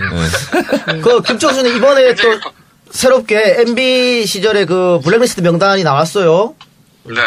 거기 김원준 총수 이름이 없던데 좀 아쉽겠습니다. 전혀 아쉽지 않고요. 예. 우리 이미 소송을 많이 당했기 때문에 예. 블랙리스트 다른 블랙리스트 있는지 없는지 모르겠는데 예. 명단에 올리기보다는 직접 소송을 하는 걸 택하지 않았을까. 예. 자, 그러면은 이 영화를 사람들이 많이 봐서 목표는 결국 뭡니까? MB를 다시 법정 앞에 세우는 겁니까? 결국은 이제 큰 차에 타고, 예. 큰 차에 타시고, 예. 이제 무료 급식을 받으시는, 예. 복지 차원에서. 예, 그런 노력, 목표, 바람 이루어주시길 바라고. 우리 저 정치 알바 팬들한테 한마디 해주세요. 정치 알바가 뭡니까? 진짜. 몰라도 아는 척 하세요. 그따위 프로그램 뭡니까? 그거? 아, 글쎄 말이야. 재수없다, 진짜. 하여튼 뭐, 웃긴다. 정치 알바가 잘 되는 건 제가 알 바 아니고요. 영화는 잘 됐습니다. 예. 하여튼 뭐 오늘 전화통화, 정 의원이랑 전혀 약속이 안 돼 있는 것 같은데, 어쨌든. 통화해주셔서 감사합니다. 전화 약속이 안 돼 있고 불쑥 전화하신 거예요. 예, 그럴 줄 알았어요. 예. 고맙습니다. 예, 불쑥 전화했는데도, 예, 잘 받아주셔서 고마워요. 네. 그럼 안 받으면 어떡해요? 알겠습니다. 다음에 언제 스튜디오 한번 나와주시고. 네. 자, 아니, 이렇게 짧게 할 거였어요? 네. 영화 홍보할 거 많은데. 아니, 못다한 얘기 해봐요, 그럼. 예. 아니, 그러니까 이제. 제가 할 얘기가 다른 것 같아요. 오늘부터 SNS로 적극적으로 이 저수지 게임 한번 홍보해볼게요. X자는 계속 한번 해보고. 알았습니다. 아니, 저는 이제, 의원님들은 X자 해주시고요. 네. 대각선으로 X 해주시고. 저는 이제 일반 관객들한테 그렇게 바라지 않아요. 그냥 가로 한 줄 정도. 가로 한 줄. 오케이. 이 작가님 가로 한 줄. 알겠습니다. 예. 손수 소박하게 변호사님. 저는 가로 한 그 줄 프로 정도. 관람- 특히 이제 이렇게 밤 12시라든가. 예. 아침 조조 9시 이런 사람 시간대를 없을 때. 줄고요. 오케이. 런닝타임은 얼마나 돼요? 90분입니다. 뭐, 깔끔하네. 많이 줄었네. 돈 별로 아깝지 않더라고. 예, 괜찮아요. 편집 많이 해주셨어요? 재밌어요, 실제로. 재밌어요. 다큐가 워낙 보통 이제 다큐의 인식이 진지하고 따분하고 의미만 강조한다 이런 뭐 이미지가 있는데 이 영화는 연출을 하는 게 아니고 주진우가 원래 오랫동안 해오던 짓을 그냥 감독이 따라 붙어서 실시간으로 라이브로 전혀 연출 없이 영화를 찍은 거군요. 1년 이상 따라다니면서. 그래서 기자가 권력자의 비자금을 추적하는 게 이렇게 지난한 과정을 거쳐서 도달하는 거구나. 굉장히 어려운 일이구나. 그리고 어떤 스릴을 느낄 수가 있어요. 스릴러처럼. 네. 그래서 영화적으로도 아주 재밌습니다. 총수님, 개인적인 질문 하나 해도 돼요? 안 돼요. 하나 합시다. 네. 주준호 기자가 우리 정치알바 와서, 예. MB 또 박근혜 정권 동안 뭐 취재하면서 뭐 생명의 위협도 느끼고 했다고 하는데, 김총수 그런 거 없었습니까? 그런 거 없지. 무섭게 생겼잖아. 사실 이런 이야기들은 해봐야 사람들이 안 믿기 때문에 저희가 안 하는데 네. 주진 거기 가서 했어요. 네네. 그런 적 있죠. 예를 들어서? 뭐 하여튼 몇 차례 있습니다. 어머나. 네. 이거 뭐 예를 들어 뭐랄까요? 과민 반응이거나 아니면 뭐 피해 망상이 아니고 예. 실제 그런 적이 있습니다. 하나만 예를 들어주세요. 하나만 예를 들어요. 네. 덤프 트럭이라고 할게요. 네. 네네. 진짜. 주진우 기자도 같은 이야기 했던 것 같은데요? 같은 수법 쓰는 거겠지 뭐. 같은 사람인가? 이게 뭐 농담같이 들리고 뭐 과장처럼 들리겠지만 실제 있어요. 그런 적이 저희는. 네. 근데 김총수는 그 사람들이 직접 얼굴 보면 그 사람들이 더 공포감이 질리지 않을까? 제가 그 사람 얼굴 본 적도 있어요. 어이구. 가까이서. 예, 네. 예. 근데 뭐랄까요? 무서워요, 얼굴. 그 사람들도. 그 사람들도 무서워. 그 사람들이 제 얼굴을 무서워했는지는 모르겠어요. 안 물어봐서. 그러면 MB를 쫓는 것은 이 영화가 마지막으로 보면 되나? 아니면 앞으로도 계속 할 계획입니까? 아니죠. 네. 될 때까지 해야지. 잡을 이 때까지. 영화는 가장 작은 사건을 추정한 거예요. 예. 뭐 우리 각하가 임기 중에 뭐 자원외교 같은 경우는 수십조 단위였지 않습니까? 예. 그리고 소위 사자방을 다 합치면 100조 단위라고 하기도 하고 예. 엄청나게 큰 규모라 사실 피부에 와닿지도 않고 현실적이지도 않고 근데 그 대부분이 또 해외에서 벌어져가지고 이게 현실 감각이 잘 없어요. 그런 사건들은. 네네. 근데 요 210억짜리는 아주 작거든요. 그거에 비해서. 아주 작고 초기에 벌어졌고 그래서 민간인들이 많이 연루됐고 구멍이 많이 있어요. 이거 따라가면 됩니다. 알겠습니다. 네. 그게 도대체 제가 생각했던 것보다 물론 굉장히 많이 아래인데 도대체 어디까지 가나. 무슨 뭐 이 사람들이 인간적으로나 인문학적으로나 도대체 이 사람들 머릿속엔 뭐가 들어있을까? 그 생각이 너무 많이 들어요. 오늘 뭐 또 여러 가지 일들이 일어났는데 그 사드를 그러면 저한테 좀 물어봤으면 좋겠어요, 누가. 난 대답을 일부러 나가서 제가 할 수는 없잖아요. 왜냐하면 저는 지금도 사드가 그렇게 크게 도움이 안 된다고 생각하고 사드를 성지에 놓는 건 반대입니다. 그러나 지금 문재인 대통령이 지금 사드를 설치하는 것은 우리가 선택의 여지가 없는 거예요, 지금은. 우리 기다려야죠. 왜 그러는지 좀 있으면 더 알게 될 것이고. 그래서 저는 여기에 대해서는 굳이 제가 이러고 저러고 얘기 안 합니다. 그 박기영 후보에 대해서는 뭐 여러 대세가 가니까 제가 도움이 좀 됐으면 좋겠다 하고 했지만 지금 또 이렇게 인사 문제에 문제 있는 사람들 많이 생기지만 그거 뭐 제가 어떻게 이러다 탁현민이고 뭐 이런 사람 어떻게 하겠습니까? 알아서 하셔야죠, 그거는. 그죠?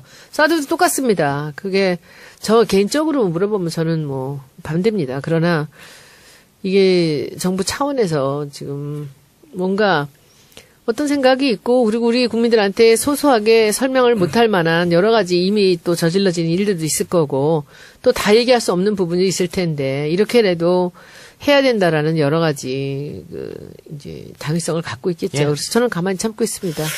그래서 어제 그걸 보고요. 특히 2번이 틀어졌어요. 그 대정부 질의에서 2번이 그 영상이 틀어졌는데 나는 그 영상 부끄럽지 않아요. 진짜로. 손 의원이 자유한국당이 피켓 시위할 때 가서 사진 찍은 미워 죽겠지. 그거 복수네. 안 미워 죽겠지. 계속 틀으라고 그래. 자주 계속 찍을 테니까. 그 사람들이 그거 사진 찍을 때, 손 의원이 찍을 때, 성주 가서 춤이나 춰야! 뭐 이랬었거든. 그랬었어. 그렇죠. 그러니까 복수하려고 그랬단 내가 말이야. 진짜 사실 좀 여기서 같이 춥시다라고 내가 하고 싶었어, 진짜. 하여튼 총선이 빨리 왔으면 좋겠습니다. 빨리 와가지고, 자유한국당 또 확 쓸어버리게. 3년 뒤에 강남으로 가나요? 나는 이제 사실은 그때 저는 국회는 안 나올 건데, 제가, 우리 당에서 원한다면, 제가 한번 쓸어버리는 거 한번 해보고 싶어요. 그래. 진짜. 저희 동네 한번 나오시면. 아니, 나가는 거 네, 말고 안 나오세요? 쓸어버리는 거 해줄게, 내가. 어, 잘하는 거 동네 말고, 어디? 나가는 서초? 거 말고. 서초. 이혜원 나가는 지역구? 거 말고, 네, 네. 나가는 거 말고 쓸어버리는 거. 그래서 내 요새 국회의원들한테 옆에서 계속 제가 옆에서 그래요. 열심히 하시면 제가 다음번 총선에서 유세차 같이 타드릴게요. 이러면서. 알겠습니다.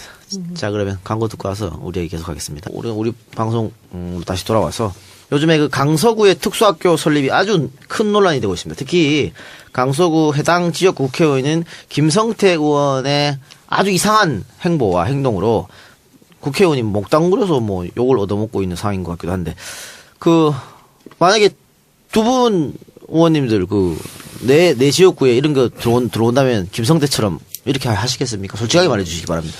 그쪽 장애인 어머니 주장을 보니까 김성태 의원이 학교 부지를 마련해 주긴 했대요. 근데 공원 부지로 했다는 거죠. 공원 부지는 할 수가 없죠.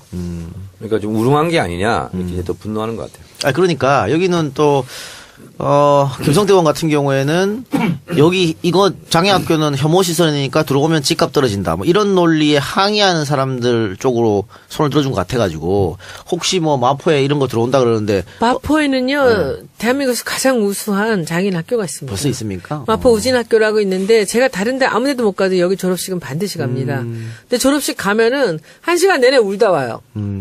얘네들이 휠체어 앉은 채로 정말 정말 여러 아주 굉장히 심각한 그런 중증의 중증도 장애인들이 있고, 오는데 엄마들은 그 아이들이 여기 학교를 다니는 것에 대해서 그렇게 감사하고 행복해해요. 그렇지. 근데 실제로 제가 내일 이제 우리 교육부 장관께서 우진 학교로 오신데 이 가장 모범적으로 운영되고 있는 학교입니다. 근데 아마 정 의원도 잘하실 거예요. 제가 지역구 행사 다른 데는 좀 줄여도 여기는 절대로 안 줄이는데 근데 내일 장관님이 오시는데 마포에서 어떻게 이렇게 우진 학교를 잘하고 있는지를 보시러 오신대요. 이 문제 때문에. 그래서 제가 간다고 올렸더니 여기 지금 댓글들이 계속 달리는데 자기는 옆에 아파트에 사는데 한 번도 그 학교에 문제가 있거나 그 학교가 불편하다고 생각한 적이 없었다는 거죠. 왜 이렇게 우리가 사회적 약자들한테 이렇게 야비하게 구는지 정말 저는 이해가 안 됩니다. 그리고 실제적으로요, 특수학교 근처의 지역 땅값, 집값 상승률을 비교해 보니까 뭐 다른 지역보다 떨어지고 이거 전혀 없어요. 근데 지금 사람들이 이러고 참 지금 나쁜 손혜원 의원이 사람들이에요. 말씀하신 이제 우진학교, 거기가 이제 중암중학교 옆에고요. 주변에 이제 시형아파트 숲을 이룬 데거든요. 그러니까 그거에 대해서 불만 있는 지역 주민들이 실제로 없습니다. 없습니다. 없고요. 너무 조용하고요. 그 우진학교 학교 간부 엄마들이 제가 현역 때 한번 찾아온 적이 있어요. 뭐냐면 워낙 시설이 좋고 선생님들이 잘해주니까 학교를 졸업하잖아요. 그러면 거야. 1년 더 그 학교를 다닐 수 있게 해달라. 그래서 그럼 이제 예산이 필요하잖아요. 그래서 그때 교육부 그 담당 과장을 불러서 같이 상의를 해서 결국은 1년 더 학교를 다닐 수 있도록 얘기했었어요. 졸업하고 네. 나서도. 그 얘기를 지금까지 네. 얘기해요. 그러니까 이게 그러면 초등 아니요, 이제 여러 중등. 가지 합해져 있어요. 중등도 다 있고요. 합해져 있어요. 그 그래서 안에서 근데 이제 엄마들이 1년을 해드렸는데 이제 그러면 진짜 학교를 떠나야 되거든. 그래서 이제 욕심은 1년 더 뭐 이렇게 생각을 하고 그러는데 어쨌든 졸업을 한 상태에서 1년을 더 다니는 것도 사실은 예외적인 경우죠. 근데 제 대학 동창이 그 근처에 살아요. 그리고 실제로 중증장애 엄마거든요. 제 대학교 여자 동창인데 그 아이 보면 그 엄마들이요. 그런 아이 있으면 다른 거 아무것도 못해요. 그래서 실제로 엄마들이 다른 뭐 모임도 못 나가고 애 계속 보살펴야 되잖아요. 근데 그 학교를 보내면 그치, 그 안심을 시간을. 해요. 안심을. 그 엄마의 시간이 생기고 그리고 아이들이 학교에서 너무 기뻐해요. 행복해하고. 그 학교 가는 걸 좋아하고. 그래서 강서구의 그 김성태 의원 지역구에서 그런 문제가 발생을 했다고 그러는데 우리 마포를 보면 저는 우진학교 그럴 일이 꼭 와서 봤으면 없을 좋겠어요. 것 같아요. 네, 절대 없습니다. 그리고 뭐 집값이 떨어졌다는 얘기도 들어본 적도 없고. 동네가 얼마나 평화로운지 몰라요. 그 정원도 아름답고 담도 없어. 그 학교는. 손소 변호사 그 장면 보셨죠? 그 장애인 네. 그 네, 아이를 봤습니다. 가진 학부모가 결국은 무릎 꿇고 네. 좀 하는 거. 그렇죠. 아, 너무 가슴이 아프더라고. 네, 참 무릎 꿇고 사정사정 하는 거죠. 네, 눈물 네, 흘리면서 네, 네. 제발 학교 들어올 수 있게 해달라라고 하는 건데 이게 실제로 집값이 떨어지는 걸 아마 주된 원인으로 드는 것 같아요. 그런데 또 어떤 조사 결과 보면은 그런 장애인 학교가 들어선다 하더라도 설령 주변 집값에 영향이 없다고 없다. 합니다. 네. 네, 그런 보고까지 있거든요. 네, 그렇다면은 또 해당 제가 김성태 의원과 뭐 전혀 관련도 없고 뭐 없습니다만 그런 갈등이 있으면 좀 해결하기 위해서 발벗고 나서야 되는데 마치 한쪽 편 들어주는 것 같은 그런 뉘앙스를 보이는 것 자체가 좀 무책임한 거 아닌가 생각이 들고요. 또 지금 그 공터가 비어있는 부지가 학교 부지로 되어 있기 때문에 김성태 의원의 공약처럼 한병병원을 아예 설립할 수가 없어요. 아, 조영 교육과도 그런 얘기 했어요. 그건 안 된다고. 네네. 예. 그래서 지금 김성태 의원의 그런 공약은 지난 총선 공약은 서울시에서 위원회 열어서 이제 그 용지의 목적을 변경하지 않는 한 통과되지 않는 한 불가능한 거거든요. 그러니까 사람들 참 못됐어. 그 학부모들이 그렇게 사정하는데 거기다 대고 쇼하지 말아란 말을 어떻게 할 수 있을까. 참. 참 이게 장애라든지 이런 것들이 이 남의 일이라고 아유, 그럼요. 이렇게 생각을 하면은 끝도 없는 거고 그렇다고 해서 또 직접 겪어보지 않았는데 또 아이고 그거 다 제가 또 공감합니다. 저도 다 알아요라고 말하기도 사실은 그것도 어려운 일이고 굉장히 슬픈 일인데 이번 기회에 좀 인식이 좀 변하기를. 더불어 사는 있어요. 사회인데 그게 좀 네. 안 되는 게 상당히 좀 안타깝다는 생각이 들어요. 그리고 또 어떤 뭐 인근에 있는 그런 아파트 단지에서는 또 조직적으로 이제 그 반대 활동을 하고 운동을 하고 있다고 하는데요. 그 특수학교가 들어오는 것에 대해서 그런데 그 아파트 주민 중에 한 분이 또 아이가 또 장애가 있어서 학교가 설립되면 거기로 들어올 수 있다고 합니다. 결국은 그런데도 그 회비 걷고 뭐 이런 걸 가지고 또 그 장애인 학교, 특수학교 그 반대 또 활동을 또 하게 되는 거거든요. 결국은 뭐 친척이든 지인이든